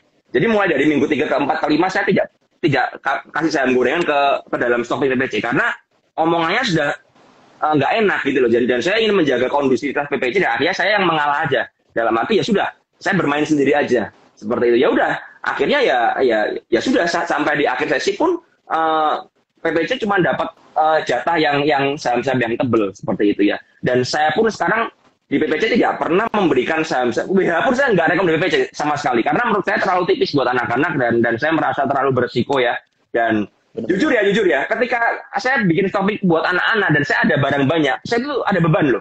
Karena saya bukan seperti orang lain yang guyur tanpa beban, enggak. Saya jadi apa ya? Terkadang saya malah nahan gempuran anak-anak kalau anak-anak copetin barang saya, ya sudah nasib saya coba tahan sekuat mungkin ya supaya nggak ambrol kan gitu kan. Kalau ambrol kasihan mereka gitu loh. Tapi seiring waktu PPC semakin banyak membernya, saya menyadari dan akhirnya seperti WH pun nggak saya rekom. Saya main sendiri WH gitu loh. Main sendiri aja, nggak pernah saya rekom seperti itu. Karena ya resikonya sangat besar sekali buat anak-anak. Dan saya nggak pingin anak-anak ini, apalagi member-member baru, keguyur di saham-saham yang terlalu tipis. Akhirnya saya, ya kalau rekom-rekom ya minim-minim yang tipis-tipis ya kayak JAST atau CAM lah ya seperti itu. Kalau ada yang tipis dan menarik, saya selalu tulis, ini lot tipis, hati-hati. Ini lot tipis, saya selalu kasih boarding seperti itu. Jangan masuk gede-gede. Karena ini lotnya sangat kecil, saya bilang seperti itu. Itu sih. Oke. Nah, yang ini mungkin banyak nggak orang tahu bahwa nggak semua gorengan itu bisa dimasuk dengan gempuran banyak lot. Kita nggak pernah tahu member-member di PPC, misalnya member kita itu punya sekali masuk tuh berapa juta. Kadang mereka begitu HK malah diguyur bandar aslinya ya Om Ben ya. Jadi nggak semua barang itu sebenarnya bisa cocok untuk jumlah lot volumenya gitu. Kadang nggak nampung malah jadi ARB dia, jadi ARB berjilid karena mungkin bandarnya keganggu gitu dalam masa dia akumulasi barang. Dalam waktu Om Ben nahan barang, pernah nggak kekurangan dana? Wah, tiba-tiba nih ARB misalnya, tapi Om Ben masih kuat lah untuk nahan barang. Pakai margin untuk nahan, besok baru top up gitu. Pernah nggak? Nggak pernah. Saya selalu kalau memang sudah nggak kuat, saya melakukan namanya short sell ya. Short selling, dalam tanda kutip short selling ya. Jadi saya jual di hari misalnya contoh seperti ini saya digempur nih di 280 ya, 280 diajar ya seperti itu ya. Saya lepas 278. Kemudian saya beli lagi di 274. Jadi saya melakukan turun seperti itu. Nah, jangan lupa di suatu titik ada yang namanya kan support kan. Nah, di titik support itu pasti akan membal. Dan itu titik di mana saya bisa membalikkan ya, paling nggak bisa BEP atau mungkin ya loss-nya nggak terlalu gede juga seperti itu. Saya masih ingat beberapa waktu yang lalu saya sempat iseng aja di saham apa ya? Kalau nggak salah saham Budi, kalau nggak salah saham Budi. Okay. Saya diguyur sampai saya itu hampir semua pelor saya habis waktu itu. Saya habis ya, saya masuk lebih dari 1M. Saya loss-nya itu cuma 0,6% dan saya loss itu 6 juta. Tapi karena saya paham, saya nggak panik ya. Jujur, siapa yang nggak panik? Sekarang coba kamu panik nggak kalau tiba-tiba kamu punya barang di saham seperti Budi 1M lebih? Gila kan kamu mau jadi bandar atau gimana kan gitu kan? Nah, kalau saya panik pasti akan semakin longsor. Nah, makanya itu saya lepas, tahan gitu aja. Tapi itu benar-benar butuh psikologis yang baik dan benar-benar harus ngerti di mana titik nahannya. Jadi saya sempat membiarkan sahamnya turun nggak apa-apa, udah saya izinkan dia turun. Saya sampai minus di atas 50 juta waktu itu. Tapi saya kan selalu tahu sebuah saham yang turun itu pasti akan memantul. Jadi ada pantulan sekali lah. Selalu ada bikin kalau kita ngomong TA ya, bikin lower low kemudian bikin lower high. Nah, ketika lower high ini saya lepas. Saya beli di lower low, saya lepas di lower high. Ini yang membuat bisa survive ya. Kalau kita konyol sekali lah kalau kita harus menahan gempuran seperti itu dan harus top up itu nggak banget. Lebih baik saya cut loss. Saya pernah melakukan cut loss terbesar saya di bulan lalu itu di saham Prim. Waktu itu saya coba tembak di arah, saya masuk dengan 500 juta. Tiba-tiba nggak jadi arah. Dan ajaibnya MG bisa jualan. Itu saya jual nggak laku itu, 500 juta. Saya masih ingat waktu itu keluar news bahwa ada kesalahan input di saham Prim. Waktu itu investor Gojek atau apa, saya masih ingat waktu itu. Itu Prim ARB 7 kali kalau nggak salah. 5 kali. Saya baru keluar di ARB ke-5. Dan itu saya loss 170 juta. Tapi itu saya sudah paham resikonya ya, dan puji Tuhannya beberapa hari kemudian saya bisa balikin di BGTG. BGTG waktu rally saya tembak besar di situ. Saya bisa average 208, saya jual di 260. Tapi lot saya besar sekali di situ. Jadi waktu itu saya masih ingat malamnya itu saya bikin YouTube sama Mas Bobi dan Michael Yo, saya sempat jelasin ya. Besoknya ternyata yang memang di luar dugaan. Ya. Ya betul, yang bahas tentang itu saya panen besar di situ dan saya udah lepas semua dan bisa nutupin loss-nya itu dan bahkan lebih seperti itu ya, karena memang saya masuk lebih besar lagi seperti daripada yang di Prim seperti itu. Oke, ini menarik banget teman-teman. Ini kuncinya penting banget ya. Mungkin nggak banyak orang yang ngerti tentang short sell. Orang masih banyak memikirkan average down. Mungkin kalau posisi Anda seperti Om Ben tadi, ARB 5 kali, mau di cut loss udah rugi ratusan juta, mending di top up aja kali dia pikir ya kan, average down di bawah, di support gitu. Sedangkan itu membuat beban yang makin gede. Kalau Om Ben dia tahan, dia cut loss, dan cut loss itu sangat penting teman-teman. Waski ratusan juta itu sakit banget, tapi pindahi ke saham lain. Tapi punya pikiran untuk balas dendam di Prim nggak Om? Nanti saya beli lagi di lower low-nya misalnya, biar nanti kira-kira mantul enggak ya? Saya kalau balas dendam cari saham lain lah. Ini sudah saya langsung blok. Saya tidak akan pernah beli saham Prim lagi sampai sekarang, dan memang sampai sekarang saya nggak pernah beli saham Prim. Udah, saya sudah cukup itu bikin saya cukup trauma dan saya jujur aja cukup stres ya, karena bayangin ya tiap hari hanya menghitung loss, ya kan? Bayangin ketika 500 juta minus 7%, ya kan, itu sendiri tiap hari berapa tuh minusnya tuh? Tambah lagi, nggak bisa jual lagi, gila kan? MG-nya bisa keluar besoknya, MG-nya bisa keluar, saya nggak bisa keluar, besoknya nggak ada volume, nggak ada transaksi sama sekali. Gimana lepasnya? Ya udah, saya hanya berharap kebaikan MG untuk menghakal lagi kan seperti itu kasarannya. Ya sudah. Dan tiap hari yang harus teman-teman di ARB Om. Ya, saya cemburu AB. Yang harus teman-teman ketahui ya seperti ini teman-teman. Jadi average down itu terkadang malah membunuh kalian. Ketika kalian tidak paham dengan yang namanya saham ini lagi turun atau lagi benar-benar dibuang bandar ya. Kalau ada beberapa kasus ya di mana ketika kita cut loss itu lebih aman daripada average down. Dan beberapa saya merasa sendiri ya, member pun ya average down melulu sampai akhirnya dananya habis baru nyerah. Padahal seharusnya harusnya kalau dia mau merelakan cut loss, nggak segede sekarang. Contoh, ada member yang berusaha nahan HMSP atau Unilever. Saya bilang Unilever, HMSP itu sedang downtrend parah. Kalau gitu strateginya, average down-nya gimana? Cari dia waktu konsolidasi bentuk lower low, lepas ketika lower high, udah lepas aja, sudah relakan. Nah, uangnya kamu cari ke saham lain yang benar-benar uptrend. Nah, tapi orang kan kadang-kadang nggak mau cut loss tuh. Karena menurut mereka floating loss bukan berarti loss. Ya benar kan? Karena masih floating. Benar. Tapi jangan lupa, kalau saham ini lagi turun, lagi benar-benar downtrend parah. Dan apalagi bandar atau asing yang ada di saham itu lagi buang barang. Seperti itu ya. Kalian mau nada, ya saya cuma bilang kalian seperti membawa ember di bawah air terjun. Keguyur lah. Mau apa gitu kok. Bener.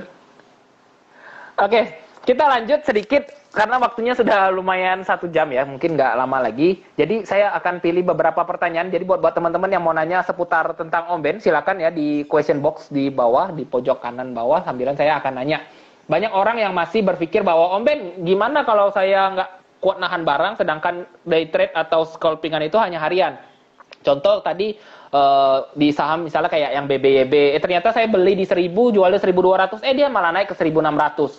Apakah saham beggar itu lebih penting daripada aset beggar? Kalau Om Ben ini kan dia menang 800% itu dalam posisi aset beggar.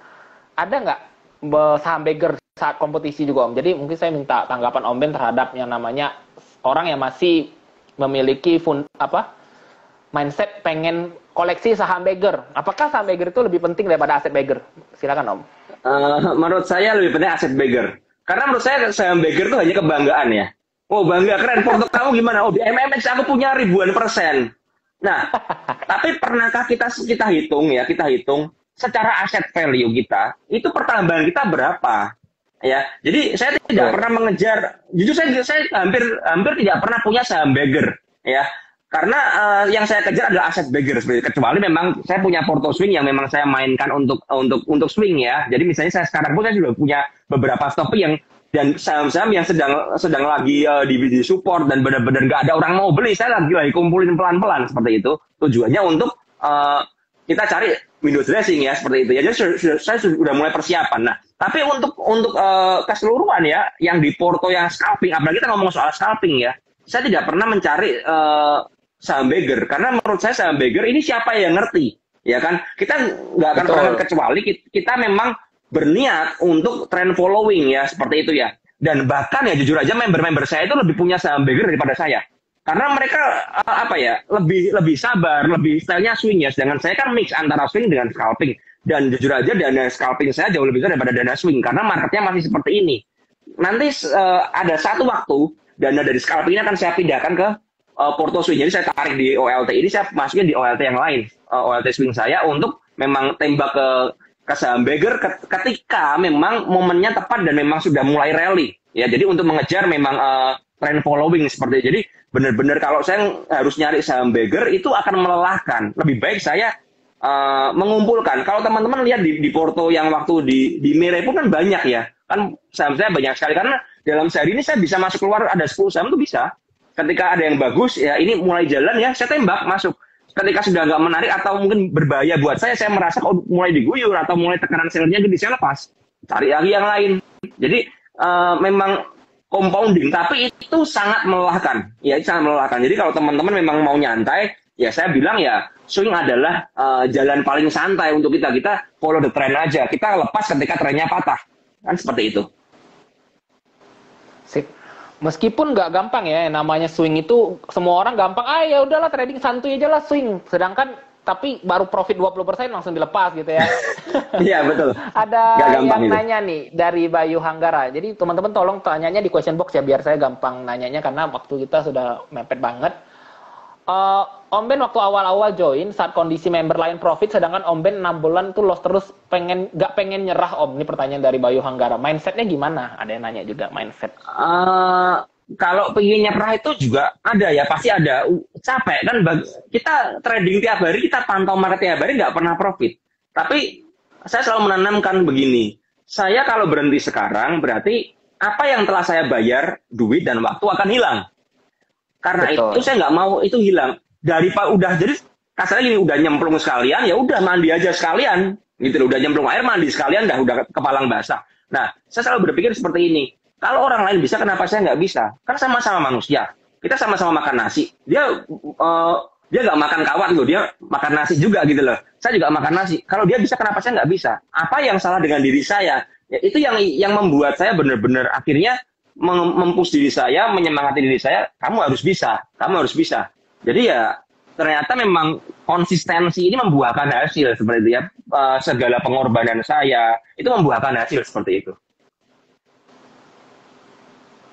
Ada pertanyaan dari Arif 993. Cara Om Ben screening saham swing sama gorengan tuh sama nggak Om? Prinsipnya sama. Saya selalu punya prinsip, saya selalu mencari saham-saham yang ada di support. Dan supportnya support kuat biasanya ya. Jadi benar-benar saya cari yang ada di support, terutama saham swing ya. Saya cari yang sudah berkonsolidasi. Kalau swing beda lagi. Kalau swing harus lebih sabar lagi. Kalau swing itu harus cari yang udah konsolidasi, yang udah mulai tenang seperti itu ya. Kita mulai mengumpulkan dan kita mulai membuat trading plan ya. Jadi risknya kita ukur dulu di bawah berapa persen. Saya selalu mengukur seperti itu. Kemudian rewardnya bagaimana. Kemudian saya selalu cek ada bullish divergence nggak. Contoh seperti Excel yang kemarin ya waktu di 2000 itu nggak ada orang mau beli waktu itu. Padahal itu bullish divergence. Dan ketika newsnya keluar dia tiba-tiba terbang aja ke 2.500. Ya, padahal itu sudah benar. Itu posisinya kan downtrend tuh. Cuman yang saya tadi bilang ini saham terus turun tapi dijagain terus. Tapi nggak diizinin naik sebentar diguyur naik sebentar diguyur. Nah, ini saya berani melakukan spekulasi baik karena prinsip saya seperti ini. Kalau kamu berani buy on breakout, kenapa kamu nggak berani buy on support? Kan pertanyaannya kalau buy on support terus jebol ke bawah gimana? Ya cut loss aja. Kan kembali. Saya tanya juga, kalau kamu buy on breakout, jebol gimana? Emang kamu yakin ini patternnya pasti confirm valid? Kan nggak juga kan? Jadi saya lebih memilih ya daripada saya resikonya gede di atas, nunggu valid, mendingan saya cicil dulu. Ya tapi memang saya nyicilnya dengan porsi yang terukur, nggak langsung all in di bawah, nggak gila aja kalau langsung all in di bawah. Tapi kalau saham gorengan, saya lebih melihat short term aja. Jadi kalau memang swing, saya melihat pattern besarnya, saya buka mapnya bagaimana, saya tarik Fibo dan lain sebagainya bagaimana. Setelah itu baru kelihatan, oh ini arahnya ke sini, ini mau bentuk pattern apa, ini bisa rounded, bisa HNS atau bisa inverse HNS, cup and handle dan lain sebagainya. Jadi saya memang lebih melihat banyak hal sih kalau untuk swing. Kalau untuk gorengan lebih karena ya cuman hit and run aja, ya udah yang penting di support, bandarnya lagi ngumpulin, ada big player kumpulin lah pokoknya, dan kebanyakan yang buang barang retail itu makanan saya pasti. Kalau udah kayak gitu misalnya contoh ada saham yang BK lagi kumpulin, ya udah saya ikut ngumpulin, bodo amat. Gitu aja. Mantap. Jadi kalau scalping mungkin lebih ke pakai fundamental nggak Om? Pakai nggak fundamental? Nggak pakai. Saya sempat di komplain member waktu itu. Saya di komplain member, Om Ben, ini saham ini ada notasinya bangkrut dan lain sebagainya. Saya bilang udah bodo amat. Pokoknya kita beli, kita keluar langsung, udah selesai lah gitu aja, pusing. Pokoknya selama ada broker besar yang masih masuk aman gitu aja. Kalau udah broker-brokernya saya keluar, kita keluar dah gitu aja. Itu sempat jadi iya. Contoh Aba, ya Aba itu lagi digoreng-gorengnya gitu loh. Saya masih ingat saya punya di harga 115 sebelum dia naik ke 260.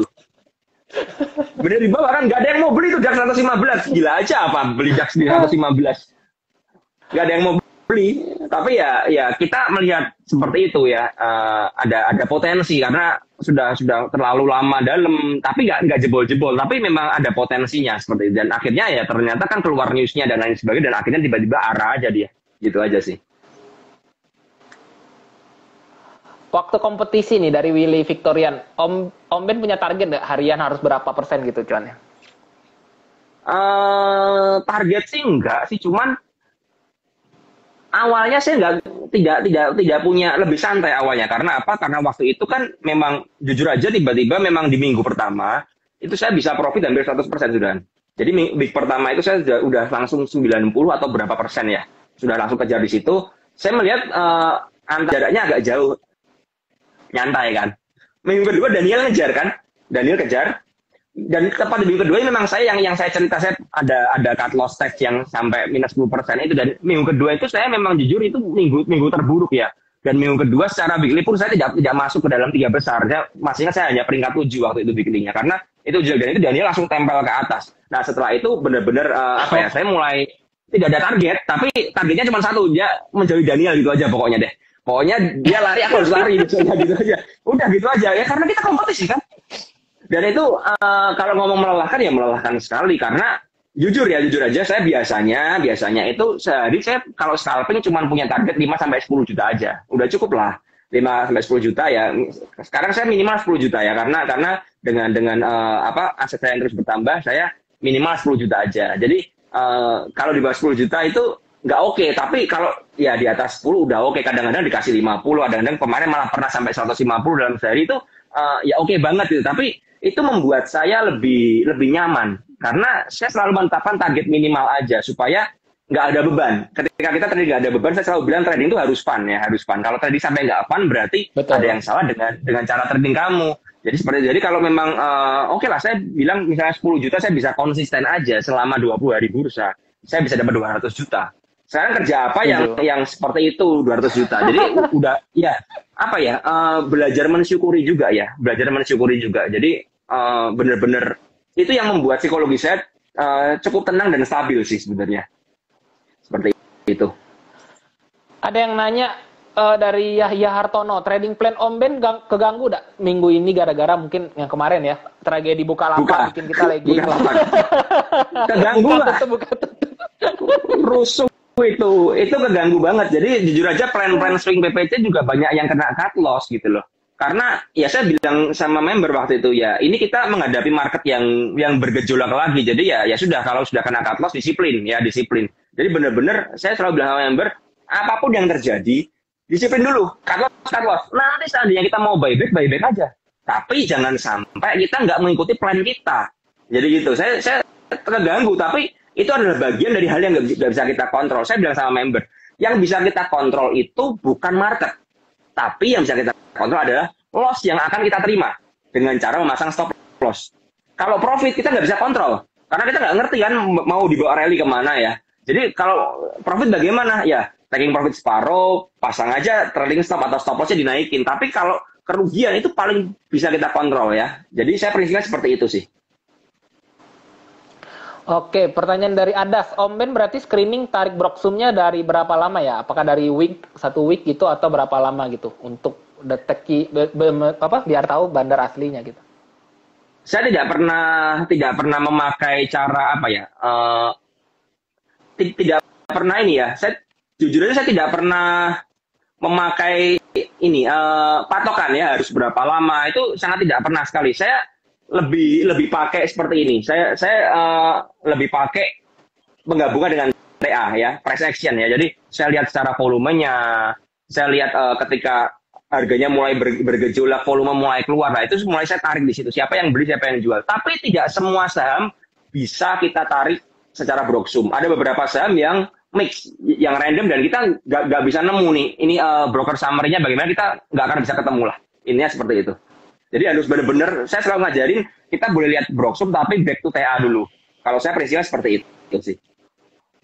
Oke. Saya pernah punya pertanyaan juga, pernah nggak Om Ben ketemu, kalau dilihat secara broksum, itu bandarnya lagi distribusi, atau nggak kedetek bandar aslinya, itu lebih ke retail lah ya, YP, PDCC gitu. Tapi sahamnya bergerak uptrend dan naik gitu. Pernah nggak ketemu Om? Pernah. Nah, kembali, saya mengutamakan TA di atas broksum. Jadi intinya mau broksumnya jelek pun, selama TA-nya bagus, saya ikut TA. Seperti itu. Jadi walaupun bandarnya jualan, tapi kalau sahamnya bergerak naik, ya sudah, kita ikutin aja. Contoh. Seperti saham-saham bank digital, bank mini, BKSW dan kawan-kawan. Itu bandarnya kalau dilihat jualan semua, tapi karena memang momentumnya bagus, jadi bandar ini juga nggak bodoh gitu loh kasarannya. Ada yang borong di harga atas, kenapa dia jual di harga bawah? Sedangkan memang momentumnya bagus banget. Akhirnya ya bandarnya jual. Misalnya seperti kita lihat BKSW ada broker kalau nggak salah SA kan ngebuyur terus tuh. Sampai di atas pun masih jualan SA. Barangnya masih banyak pas saya yakin. Nah dari situ saya bisa memutuskan karena saya melihat dengan TA-nya dulu. Jadi ya sudah nggak ada masalah sih menurut saya seperti itu. Oke. Kemudian nih ada yang nanya soal money management dari mana ya? Money management. Wait. Sebelum money management ini deh. Dari Bang Ipul, maksimal list harian berapa ya biasa Om Ben ya? Ada bikin watchlist Kalau harian nggak gitu? watchlist saya nggak banyak-banyak ya, nggak banyak-banyak karena buat saya capek kalau buat sebanyak-banyak ya. Saya hanya mengincar. Contoh. Saya dari kemarin itu sudah ngincar WH memang. Dan ketika WH buka hari ini, saya udah fokus di sana aja. Jadi profit terbesar saya hari ini dari WH sebenarnya. Yang lain-lain ya sudahlah ngikut-ngikut aja. Tapi memang profit terbesar saya dari WH. Contoh misalnya kayak dulu DAX ya. Kemarin DAX saya dapat jackpot yang masuk terakhir itu saya masuk di harga 175, saya bisa keluar di 260 ketika MG jualan masif ya waktu itu ya, langsung diguyur MG. Nah, itu saya memang sudah incar gitu loh. Yang lain lagi ngincar bank digital saya nggak peduli, bodo amat. Saya sudah tahu apa yang saya lakukan. Jadi saya sudah menganalisa dan saya percaya dengan apa yang saya lakukan. Jadi benar-benar pagi-pagi itu ketika DAX masih sepi sekali saya masuk. Dan saya masuk cukup banyak ya seperti itu, ngumpulin banyak dan bandarnya juga nggak terusik rasanya. Ya udah saya terusin aja, saya kumpulin terus aja. Bahkan waktu itu saya masih ingat ketika narik Broksum, saya dengan CS Foreign itu sama apa jumlah lotnya. Tapi karena nggak tahu, mereka juga dia nggak terganggu juga gitu loh. Ya sudah saya karena dia nggak terganggu ya saya lanjutin aja, bodo amat. Jadi gitu aja sih kalau saya. Yang kayak bebek digital nih, apakah Om Ben itu di swing kan? Apakah gimana Om strateginya? Kalau yang kayak yang gitu, bebek digital trading itu harian bersih. Saya masuk keluar, jujur aja sempat masuk keluar karena jumlah saya lot saya besar ya. Saya masuk keluar karena saya tidak mau beresiko seperti itu. Jadi ketika ada momentum ya, rally naik ya, kemudian saya keluar. Ketika ada seller, saya keluar, dia kemudian koreksi, dia sideways lagi, saya masuk lagi, dia naik lagi dan seterusnya. Saya selalu seperti itu sih. Tapi memang akhir-akhir ini kan saya sempat coba masuk lagi ya karena saya melihat OCS belum keluar. Tapi ternyata kan market berkehendak lain kan. ARB 2 kali ya DAX ya. Jadi kalau udah ARB begini ya sudah. Saya juga kena cut loss itu, tapi beli di atasnya. Tapi saya tidak pernah melakukan pembelian ketika di atas ini dengan porsi yang besar. Jadi ya sudahlah, kena cut loss ya cuma naik-naik aja lah kasarnya. Yang penting saya disiplin, saya bisa keluar, nggak kena ke gulung ARB saya nggak pernah kena seperti itu. Om Ben pakai strategi ini nggak? Misalnya punya 10.000 lot di DAX di harga bawah nih di 175 tadi. Nah begitu dia naik ke 200 misalnya Om Ben jual dulu 5.000, jual separuh gitu. Dia turun lagi misalnya ke 180 nanti baru pungut lagi 5.000 lot. Apakah keluar masuk 10.000 keluar 10.000 gitu? Saya keluar semua, saya masuk semua, saya keluar semua. Dan waktu itu saya cukup senang karena yang makan barang saya itu MG makan barang saya udah kasih semua dan ini buat kamu saya kasih semua. Bodo amat setelah itu saya nonton gitu aja. MG sudah keluar semua, sudah habis semua, saya masuk lagi. Tapi karena saya melihat memang dijagain sama CS terus, ditahan terus gitu loh. Ya udah saya masuk lagi. Itu berlaku juga sama JAST. JAST saya juga dapat bagger dari situ dengan cara yang sama sih seperti itu. Oke, mantap banget. Ini pertanyaan dari Bayan. 2 pertanyaan terakhir lagi ya teman-teman ya, sisa 5 menit soalnya. Cara money management mungkin dari Om Ben. Untuk kalau money management ya? Untuk apa? Untuk swing. Ya, saya jelasin dua-duanya deh. Yang untuk scalping saya kembali lagi ya, saya tidak pernah memakai all in seperti itu. Tujuannya apa? Seandainya ada apa-apa, saya bisa melakukan average di bawah ya. Jadi saya selalu membatasi dari total modal yang saya pakai untuk scalping, saya hanya masuk maksimal 25%. Seperti itu ya. Jadi let's say saya punya 1 miliar, ya saya hanya masuk 250 juta.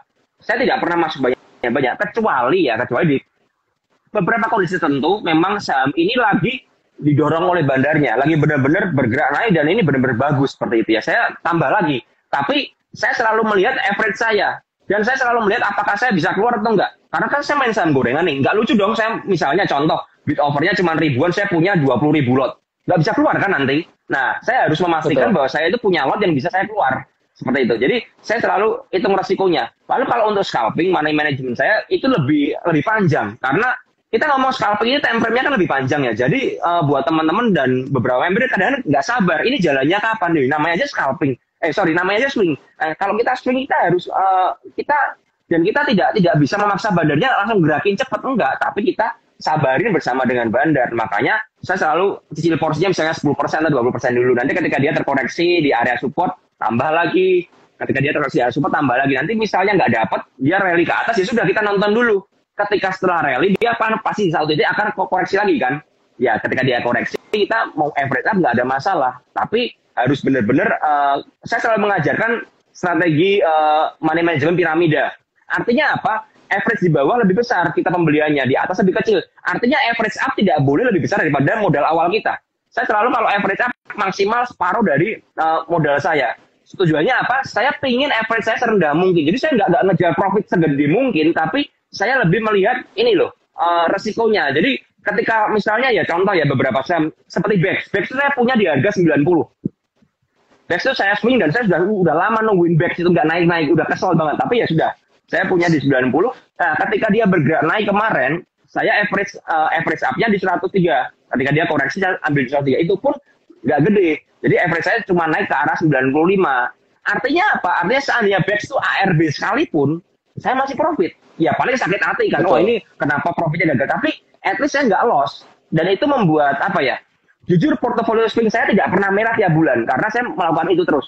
Ya, jadi mungkin ada loss, ada profit yang berkurang, tapi tidak pernah sampai cut loss. Kalau ada saham yang cut loss pun akan tertutup saham-saham swing yang bisa kita taking profit seperti itu. Oke, jadi kuncinya ada di piramida ya. Beli ke bawah itu makin gede dan juga nggak 1-2 tik langsung beli ke bawah, tapi tunggu lihat di support. Mungkin kalau belajar Fibo, ya lihat di support dan lihat ketika swing low sudah jadi. Betul. Tips pemula Om dari Lila Novia Santri, gimana supaya tega potong porto minus? Banyak banget kalau Om Ben mungkin kalau di PPC ada klinik tongfang ya. Kalau ngadepin porto minus ini kan biasanya kalau sudah terlalu dalam, apalagi yang blue chip. Bagaimana caranya supaya kita itu tegaan? Kadang kalau kita mau cut loss kan kayak sudah aduh dalam banget, kalau mau di average down nggak mungkin gitu. Mungkin ada tips sedikit dari Om Ben? Gini, saya selalu menganalogikan ini. Kalau memang saya selalu berpikir saham ini seperti sebuah bisnis ya. Let's say kita punya toko. Contoh ya, kita punya toko alat tulis lah, kita punya toko alat tulis seperti itu ya. Kita pulaan ya, ambil barang seperti itu. Nah, ada satu barang ya, misalnya anggaplah buku yang gambarnya Sailor Moon seperti itu ya. Dulu waktu itu masih tren Sailor Moon. Kemudian trennya beralih kan. Nah, Sailor Moon nggak laku nih buku ini. Nah, daripada jadi barang mati, lebih baik kamu diskon bukunya. Ya kan? Kamu diskon 50% misalnya seperti itu. Tujuannya apa? Kamu dapat cash. Nah, cash ini bisa kamu pakai itu apa? Bisa untuk kamu putar ke barang lain yang lagi in waktu itu, daripada kamu punya barang mati, buat apa? Sama di saham. Ketika kamu melihat ada sahammu yang merah-merah, kamu cek dulu, ini trennya bagaimana? Ini sahamnya apa dulu? Pertama, oh ini saham gorengan nih, saham gocap nih, model kayu, cak dan kawan-kawan. Ya, kalau itu udah cut loss, udah buang aja. Karena kita nggak pernah bisa ngerti kapan naiknya ya. Kita nggak pernah ngerti tiba-tiba WH naik. Ya, kita nggak pernah ngerti, tapi yang pasti kalau saham-saham yang 50-50 yang jelek-jelek itu udah buangin aja dulu. Misalnya kita nggak disiplin, buangin aja dulu. Lalu yang kedua, kalau kita punya blue chip, kita lihat blue chipnya ini trennya bagaimana. Kalau kayak MSP kita mau ngapain? Kamu mau bertahan sampai berapa lama? Lebih baik kamu cut loss MSP, kamu pindahin ke perbankan misalnya seperti itu. Karena perbankan biasanya naik di akhir tahun kan. Nah, tujuannya apa? Cut loss-nya ini kamu dapat duit, pindahin ke saham lain yang masih ada potensi. Suatu saat saya yakin cut loss kamu ini akan hilang, akan habis gara-gara apa? Profit kamu yang kamu dapatin di saham-saham lain. Itu mindset yang saya tanamkan pada anak-anak PPC. Kalau kamu nggak bisa cut loss seperti itu ya sudah. Kamu cuma punya dua hal. Satu, nonton aja, ya nonton aja. Kalau nanti sahamnya naik ya BEP-mu adalah cuanku, saya bilang gitu ya. Jadi kamu BEP aku cuan gitu kan. Atau yang kedua, ya kamu pasrah. Mau apa? Udah pasrah. Udah nggak punya duit. Saya selalu bilang kalau kamu nggak punya duit gimana? Sahamnya bagus nih, gampang. Saham yang bagus ini cut loss separuh.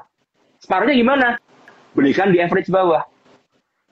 Saya jujur aja saya melakukan itu. Ini kan beberapa hari ini kan saham ini kan jadi hancur berantakan, nggak ada buka. Saya ada beberapa saham ya yang masih saya lihat masih bagus, saya cut loss. Kemudian saya average di bawah, jadi beli di bawah lagi. Jadi kan apa ya?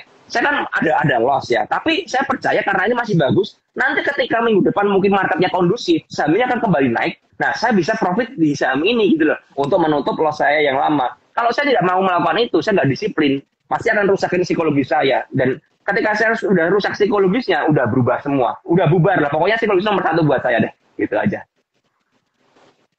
Oke, thank you Om Ben. Ini pertanyaan terakhir yang masih banyak banget. Ada puluhan pertanyaan, nggak bisa kita jawab semuanya karena waktu juga terbatas. Mungkin buat teman-teman nanti ada di lain kesempatan kita baru ngobrol-ngobrol lagi dengan Om Ben. Jadi sebagai penutup, pertanyaan juga penutup. Satu pertanyaan dari saya adalah, Om Ben gimana ngadepin saham-saham siluman yang misalnya tanpa story ya?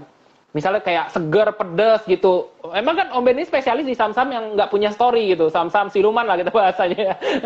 Jadi ada tips khusus nggak untuk membaca seperti ini? Yang kayak contoh Ari waktu itu tiba-tiba bola, yang tiba-tiba itu ngikut aja Om Ben yang di luar ini ya, yang di luar Om Ben screening ya untuk saham-saham siluman itu, atau menghindari yang saham-saham siluman seperti ini kayak LMPI yang bidnya bisa hilang-hilang, ST lah, yang lain-lain gitu.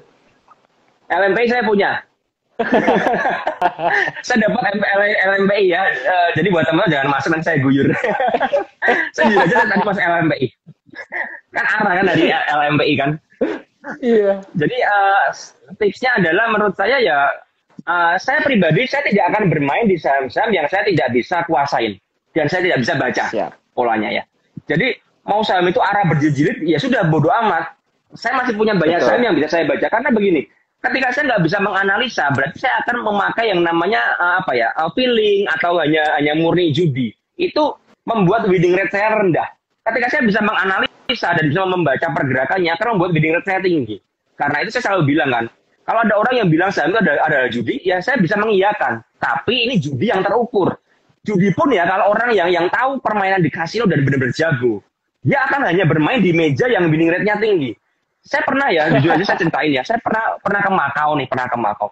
Saya tuh bingung ada seorang bapak-bapak, itu di meja dadu ya, itu dadunya cuma pemilihan besar atau kecil, ya, di bawah 6 atau di atas 6. Ya, jadi dia memilih seperti itu. Dia kok hanya mandangin terus. Saya juga perhati karena ini orang kok mandangin terus, dia main. Saya hitung loh, winning rate dia sangat tinggi. Dia dari 10 kali main, dia cuma kalah 3. Wah. Di satu titik ya, dia pindah ke meja lain. Jadi dia perhatikan lagi. Nah, sama. Di saham tuh juga seperti itu. Jadi kita harus menganalisa. Oh, kalau kita bisa menganalisa, winning rate kita tinggi. Kalau kita asal bermain ya, apalagi pakai emosional ya, saya percaya kalau bapak itu main di satu meja dan dia udah kalah, dia main terus, dia pasti kalah terus. Karena mungkin ada permainan bandar di dalam itu dan lain sebagainya, kita nggak ngerti ya. Itu itu harus kita cheat ya seperti itu. Jadi teman-teman kalau memang mau bermain di saham ya, carilah saham-saham yang dimana kalian bisa winning rate-nya tinggi. Kalau winning rate-nya rendah, tinggalin aja. Mau arah 12 kali kayak bodo amat. Saya selalu bilang seperti itu. Jadi saya tidak pernah peduli dengan saham-saham yang mau arah 12 kali, mau apa. Kalau saya nggak bisa baca, saya tinggalkan. Ya sudah, itu ya kalau ada yang bisa baca dan dapat berkat di situ ya puji Tuhan. Kalau enggak. Saya tidak tergoda sama sekali. Itu sih. Oke, closing statement ya dari Om Ben. Tips dan trik dari pertanyaan dari Algi Jaimi sekaligus closing statement dari Om Ben, tips dan trik cara belajar trading saham bagi pemula ala Om Ben. Jadi mungkin Om Ben bisa ceritain sedikit buat belajar, mungkin ada PPC dan lain-lain. Silakan Om Ben sekaligus sebagai penutup pertanyaan kita pada malam hari ini. Yang pertama yang harus diketahui adalah teman-teman harus belajar cara menganalisa. Itu yang pertama ya, cara menganalisa. Jadi mau pakai belajar TA, mau belajar Broksum, tapi menurut saya, kalau saya pribadi ya, TA itu nomor 1. Jadi teman-teman harus ngerti di mana supportnya dulu, resistnya di mana, gimana pergerakan trennya, ini uptrend atau downtrend atau sideways, itu harus teman-teman harus tahu. Itu yang pertama. Dan yang kedua, teman-teman harus mulai menemukan sebuah komunitas ya, sebuah komunitas untuk teman-teman share. Karena kalau teman-teman pemula, namanya pemula kan harus belajar ya. Kalau ada teman yang nge-share yang lain, saling berbagi, itu akan lebih cepat ya. Prosesnya lebih cepat. Makanya kan saya selalu bilang PPC ini tempat untuk mengedukasi. Baik kalian mau ikut yang berbayar maupun yang free, silakan. Dan saya selalu, walaupun grupnya free ya, saya selalu kawal di dalam grup umum loh. Jadi kalau ada yang nggak bener, pom-pom saya langsung kick aja. Udah, pokoknya saya pingin grup umum ini benar-benar isinya diskusi-diskusi yang bagus, yang saling membangun ya. Kalau memang mau intens, silakan bergabung ke yang berbayar. Seperti itu kan ada kelas-kelasnya juga, kita ke kelas TA, basic, dan lain sebagainya. Nah, selain itu teman-teman harus mulai memperbaiki psikologi trading. Jadi psikologisnya harus dibenerin dulu. Mindset dibenerin. Biasa orang kalau pemula, mindsetnya cuma satu. Aku, apalagi nih zaman COVID ya, saya bilang ini generasi COVID ya. Orang memasuki dunia saham dengan pemikiran ini adalah pengganti untuk pendapatan saya di dalam dunia real ya. Ketika pekerjaan saya dipecat dari pekerjaan, perusahaan saya close, saya akhirnya punya uang masukin ke saham dengan harapan bisa langsung menggantikan secara instan. Saya selalu bilang kalau buat member baru, kalau kamu cari instan, kamu salah tempat. PPC bukan tempat yang instan. Kita bukan dewa uang, kita bukan tempat untuk ngepet, saya bilang kayak gitu. Carilah tempat yang lain mungkin yang bisa seperti itu gitu loh. Ada Mas Bekti. Welcome Mas Bekti, sudah selesai lah. Udah. Waduh. Gabung bentar aja loh. Ini mah bisa jadi. Aduh, saya terhormat sekali ada 2 mentor di sini. Jadi tipsnya seperti itu dan seperti yang Mas Bukti jelaskan. Jadi ini kan ada Mas Bukti, saya sekalian sambung dengan Mas Bukti sih. Kenapa saya tertarik dengan Mas Bukti itu bukan karena profitnya sebenarnya.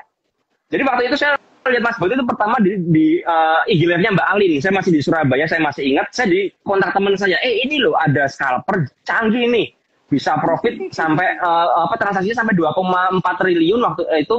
Dan dia profitnya bisa 14M dalam waktu beberapa kurang dari 1 tahun. Saya penasaran kan, dengerin. Tapi yang saya fokus bukan profitnya. Yang saya fokus adalah cara Mas Bukti itu memanage resikonya. Itu yang saya suka sekali. Jadi teman-teman, kalau memang mau belajar sama Mas Bukti ya, atau siapapun juga, jangan pernah lihat cuannya. Saya selalu bilang BPC juga, cuan itu adalah hasil dari proses. Kalau prosesnya salah, udah nggak usah mikir cuan, habis kamu modal. Tapi kalau prosesnya bener, cuan nggak usah dicari. Itu saya sangat setuju, dan kemudian saya mulai kontak Mas Bukti dan akhirnya kita klop. Begitu ngomong langsung klop gitu loh. Saya dengan Mas Bukti jujur aja belum pernah ketemu secara tatap muka ya, tapi ketika kita ngobrol tuh banyak hal yang nyambung karena mungkin mindset kita sudah klop dulu. Makanya buat pemula, kamu mau belajar dengan siapapun juga ya, mau dengan Mas Bukti, dengan kamu juga. Ingat bahwa yang harus dipelajari adalah bagaimana cara mereka memanage resikonya. Sekarang itu pertanyaannya selalu sama, bagaimana cara screening saham? itu oke, tapi itu pertanyaan yang menurut saya nggak akan kepake gitu loh. Setiap orang punya metode yang berbeda. Nah, yang perlu diketahui, kita tuh cocok pakai yang mana. Tapi yang bisa diambil dari semua trader adalah cara dia memanage resiko. Itu sudah pasti bisa diambil. Ya, tapi kalau cara screening, saya suruh ngikutin Mas Bukti lihat running trade, mata saya juling lah, pusing lah, udah pusing banget, saya nggak bisa, saya nyerah. Kalau Mas Bukti mungkin lihat running trade gitu loh. Kalau saya udah nggak bisa, saya nggak pernah buka running trade, udah pusing ya. Jadi metodenya boleh berbeda, tapi prinsip kita selalu sama, yaitu adalah keamanan aset di atas profit. Karena profit adalah hasil. Itu tips dari saya sih menurut saya. Mas Bukti mau nambahin? Oke, thank you banget.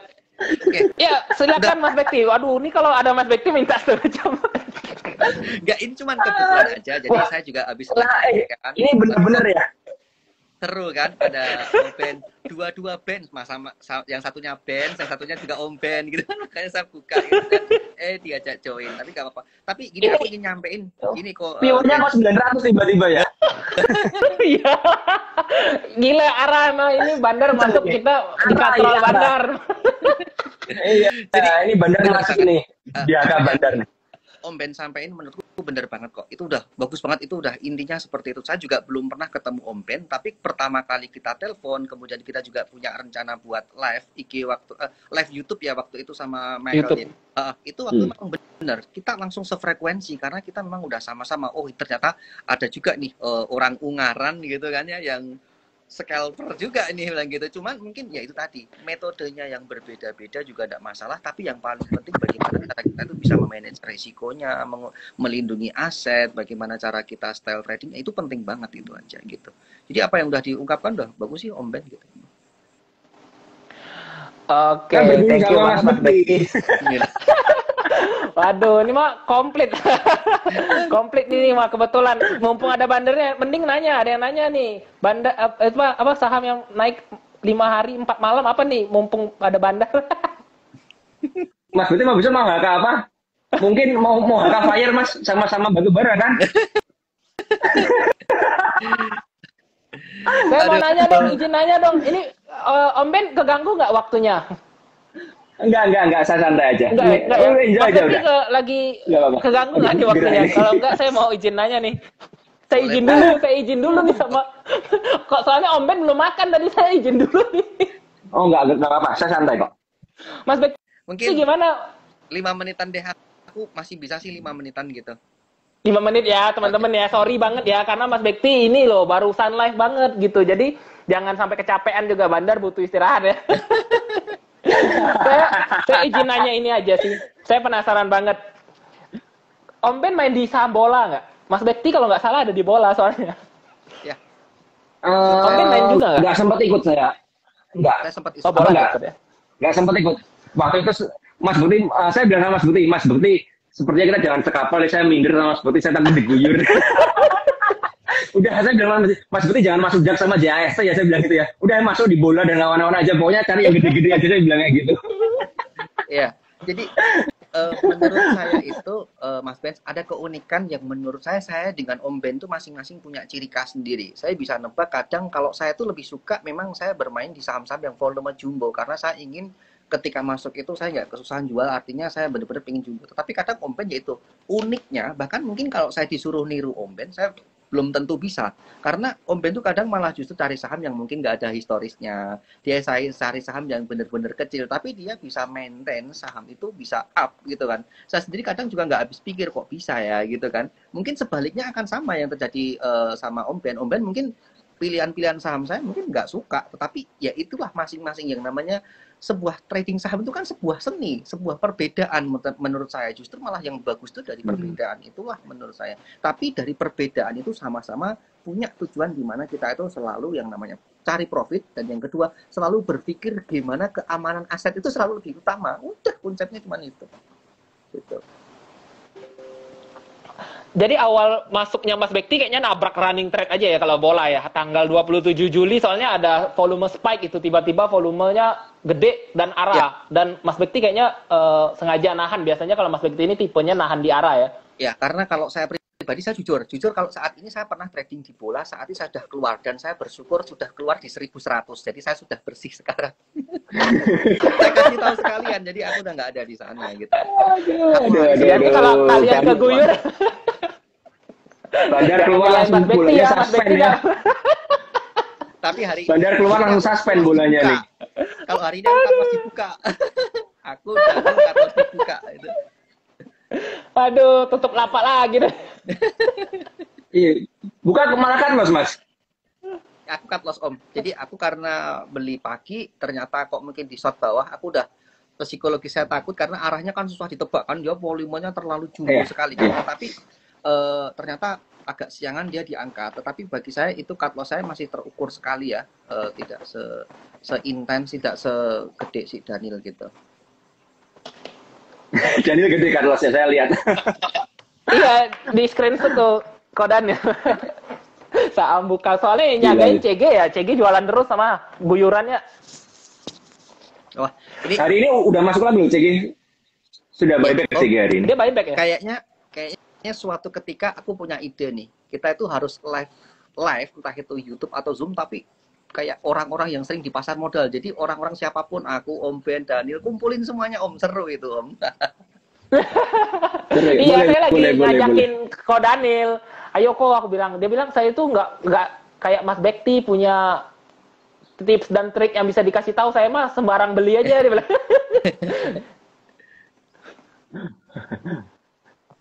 Saya pertanyaan terakhir ya teman-teman ya, penutup ya. Soalnya sudah over banget ini. Jadi saya pengen nanya aja satu hal. Aras 1119 viewernya nih. Oh, aduh, ini takutnya ARB nggak nih 900? Ini kayak sudah saham buka.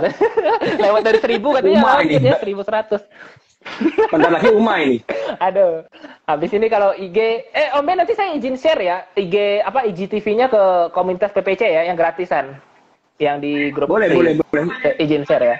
Soalnya ini kan di-record juga ya. Ada yang nanya soalnya di-record nggak? Boleh. Silakan.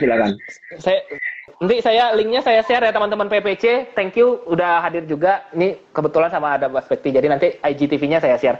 Nah, pertanyaan terakhir. Misalnya kalau ketemu saham bukan saham siluman deh. Kita ngobroli BBYB aja.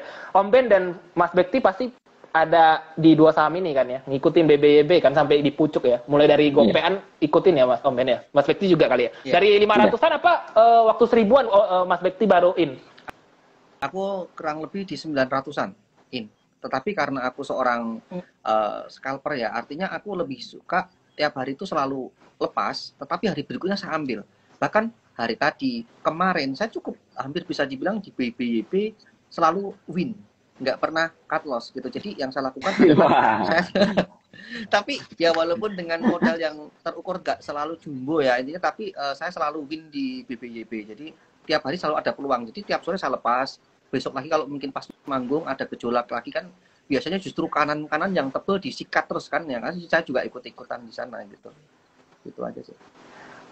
Orang sih banyak nanya ya soal masalah Mas Bekti, kenapa ngelepas saham-saham yang besoknya kayaknya masih bisa naik gitu, yang orang lain jadiin menu beli sore jual pagi, Mas Bekti itu malah jualan. Contoh Friend kemarin, BBYB itu hanya semata-mata demi keamanan aset atau ada barang yang ditinggalin gitu, Om Ben. Itu Mas Bekti.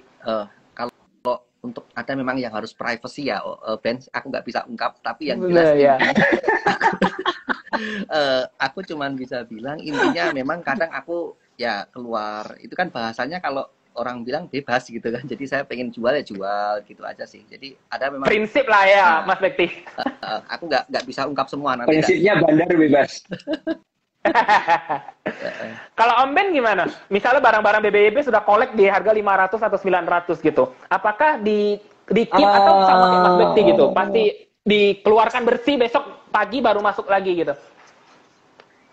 Saya jujur aja punya BBYB di 520. Dan waktu itu saya ajak anak-anak juga di BPC. Jadi satu member yang kemarin saya interview, dia bisa profit, dia tuh beggar banget di BBYB. Bahkan sampai lebih dari saya ya, karena saya ada average up, dia nggak ada. Jadi dia benar-benar sabar banget dan benar-benar beggar. Dia lepas di 1.600 atau berapa kemarin itu. BPKP itu saya sangat menyesali kenapa saya nggak sabar. Saya jujur aja BPKP itu punya di average 401. Itu bener-bener low banget kan itu. Itu saya nahan udah lama, tapi tiba-tiba ya inilah manusia, kesabarannya ada batasnya ya. Udah kesel, udah saya lepas. Beneran, besoknya dia naik ke 42, besoknya arah. Itu kesel banget saya. Itu ya menyalahkan diri dalam arti, kenapa sih saya nggak sabaran? Member hold, saya nggak hold, nggak sabar. Saya switching ke saham lain waktu itu.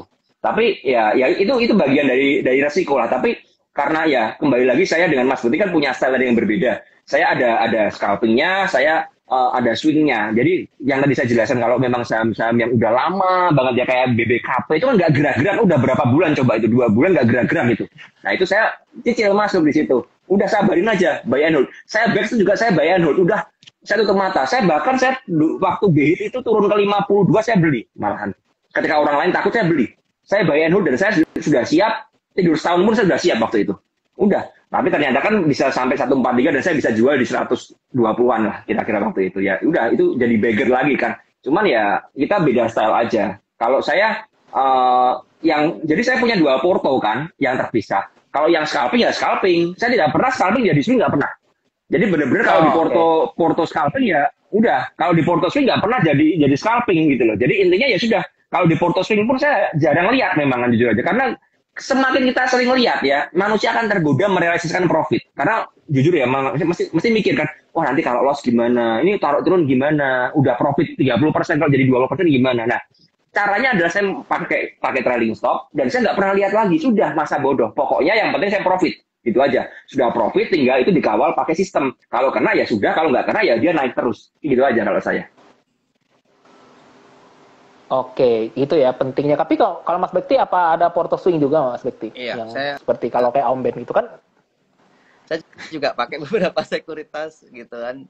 Sekarang udah ada 6 yang tak pakai. Jadi ya ada memang khusus untuk scalping, untuk simpenan, swing gitu ada juga gitu. Tapi memang Ya. karena yang sering saya ungkap itu kan scalping. Jadi memang saya menonjolkan dari sisi scalpingnya. Tapi padahal semuanya saya juga melakukan. Tetapi memang agak jarang saya lakukan, dan mungkin cara swing saya pun mungkin juga akan berbeda dengan Om Ben gitu. Jadi yang ingin saya tegaskan bahwa di sini itu mau berbeda apapun style itu tidak masalah gitu kan. Ada orang yang beli pagi jual sore, ada yang beli sore jual pagi, tidak masalah. Semua itu cari aja yang nyaman masing-masing gitu. Yang penting cuan Mas Bekti ya. Betul, yang penting cuan. Apa namanya, Mas Bekti itu sekarang kan saya lihat sering di Padepokan ya. Sering di markas bandar, dan cuman bermodalkan 1 laptop Predator tuh. Aduh. Jadi kalau dulu kan Mas Bekti kalau nggak salah share-nya pakai multi monitor, sekarang cuma pakai modal 1 laptop udah cukup kayaknya ya. Jadi kalau Om Ben gimana? Ya dari Mas Bekti dulu deh. Kalau menurut saya memang sebenarnya saya paling nyaman pakai beberapa monitor, Mas. Cuman saya berpikir kalau aku ini jadi seorang trader scalper, karena dulunya aku juga cuma pakai laptop 1 gitu kan. Diawali saya memperoleh miliaran pertama itu pakai 1 laptop. Jadi aku punya saran nih kepada teman-teman bahwa kalau kita itu jadi seorang trader, kita harus bisa kondisi apapun pakai laptop 1, pakai mungkin Betul. beberapa monitor, kita juga harus bisa ngoperasiin pakai handphone. Itu penting karena kita nggak tahu nih kita di Betul, kondisi betul. mana, di kapanpun di mana. Jadi harus bisa gitu, intinya gitu. Kalau Om Ben gimana? Pakai multi monitor kah? Saya jujur ya, saya itu dulu berawal dari trader dengan HP. Jadi saya pernah fotoin ke member, saya punya 3 HP ya. Saya pakai HP semua. Dulu nyopet pun pakai HP saya. Jadi awalnya pakai HP. Jadi dan saya itu apa ya? Dulu tuh punya MacBook, tapi beberapa sekuritas tidak kompatibel dengan Mac ya. Akhirnya ya udahlah saya nggak usah pakai Mac aja. Dan baru awal tahun ini saya beli laptop kan, saya beli laptop seperti itu dan ketika kebetulan waktu Maret itu saya masih pakai HP semua. Bulan April saya buka satu akun sekuritas, kok menarik menunya di dalam PC seperti itu ya. Dalam PC kok bagus menunya. Akhirnya saya mulai migrasi dari dari HP ke PC. Jadi seperti itu. Jadi dulu pun ya member pun sangat bingung sama saya. Saya tuh ada di sebuah supermarket gitu ya, siang-siang ya waktu itu lagi beli apa sesuatu. Saya lagi pilih kan saya suka foto-foto itu ya ikan dan lain sebagainya waktu itu. Saya lagi foto ikan gitu ya. Saya kasih stock pic buat member. Saya member kebingungan. Ini Om Ben lagi belanja bisa kasih stock pic? Bisa karena memang saya terbiasa pakai HP gitu loh. Jadi benar-benar waktu itu tiba-tiba kan memang mau penutupan closing ya. Waktu closing sesi kan biasanya memang menarik kan market kan. Saya berhenti dulu, saya buka 2 HP, saya mulai scrolling, yang menarik apa saya kasih rekom seperti itu. Nah, tapi seiring waktu akhirnya kan saya bermigrasi ke laptop ya. Nah, akhirnya saya juga pertama pakai 1 laptop. Lalu akhirnya kok sepertinya pakai 2 monitor menarik. Saya mulai beli portable monitor. Ya, saya sekarang settingannya pakai laptop dan monitor. Jadi supaya saya buka 2 sekuritas yang berbeda segitu aja. Karena kan tiap sekuritas punya plus dan minus ya. Jadi ada yang nggak dimiliki oleh sekuritas ini, dimiliki sekuritas lainnya. Jadi saya bahkan ya, saya punya sekuritas yang tidak ada duitnya. Tapi saya suka pakai gara-gara saya suka menu analisanya. Tapi kalau buat trading saya nggak terlalu cocok. Jadi saya udah isi duit, kemudian saya tarik lagi duitnya 0 sampai sekarang. Tapi memang saya pakai untuk melihat Broksum dan lain sebagainya itu enak banget via HP. Jadi benar-benar kompak dan praktis buat mata saya, buat nyaman sekali. Jadi ya itu makanya saya kembali lagi kan ada teman-teman yang selalu nanya nih, settingan monitor Mas Bekti apa? Bahkan sampai nanya, saya pakai Mirai nih, tolong dong fotoin settingan Mirai kamu. Saya bilang, loh orang kan beda-beda, nggak bisa disamain dong, gitu loh. Settingan Mirai saya apa, orang lain apa, ya kan beda, sesuai kebutuhan aja, gitu loh. Karena saya nggak pakai running trade, maka di Mirai saya hilangin menu running trade-nya. Jadi saya hanya pakai beberapa Broksum dan lain sebagainya. Tapi buat Mas Bekti mungkin keluar running trade dan lain sebagainya. Cuma kan berbeda ya, kembali lagi orang selalu ingin mengcopy paste metodenya tanpa mengerti prinsipnya menurut saya, seperti itu.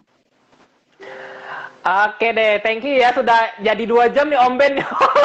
Jadi aduh ya ampun, saya juga enak banget sama Om Ben. Thank you juga Mas Bekti, udah lebih dari 5 menit juga.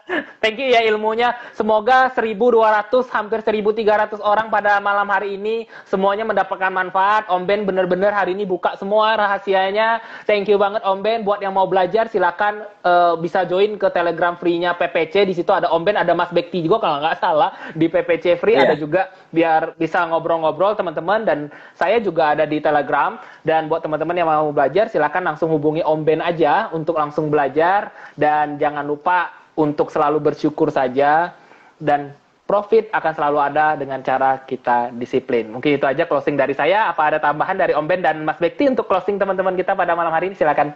Udah Om Ben aja. Mas Aku Bekti cuma aja. nimbrung, ini acaranya Om Ben soalnya. Enggak. Aku sudah nggak ada. Udah cukup lah. Saya masih ada thank you ya. Oke.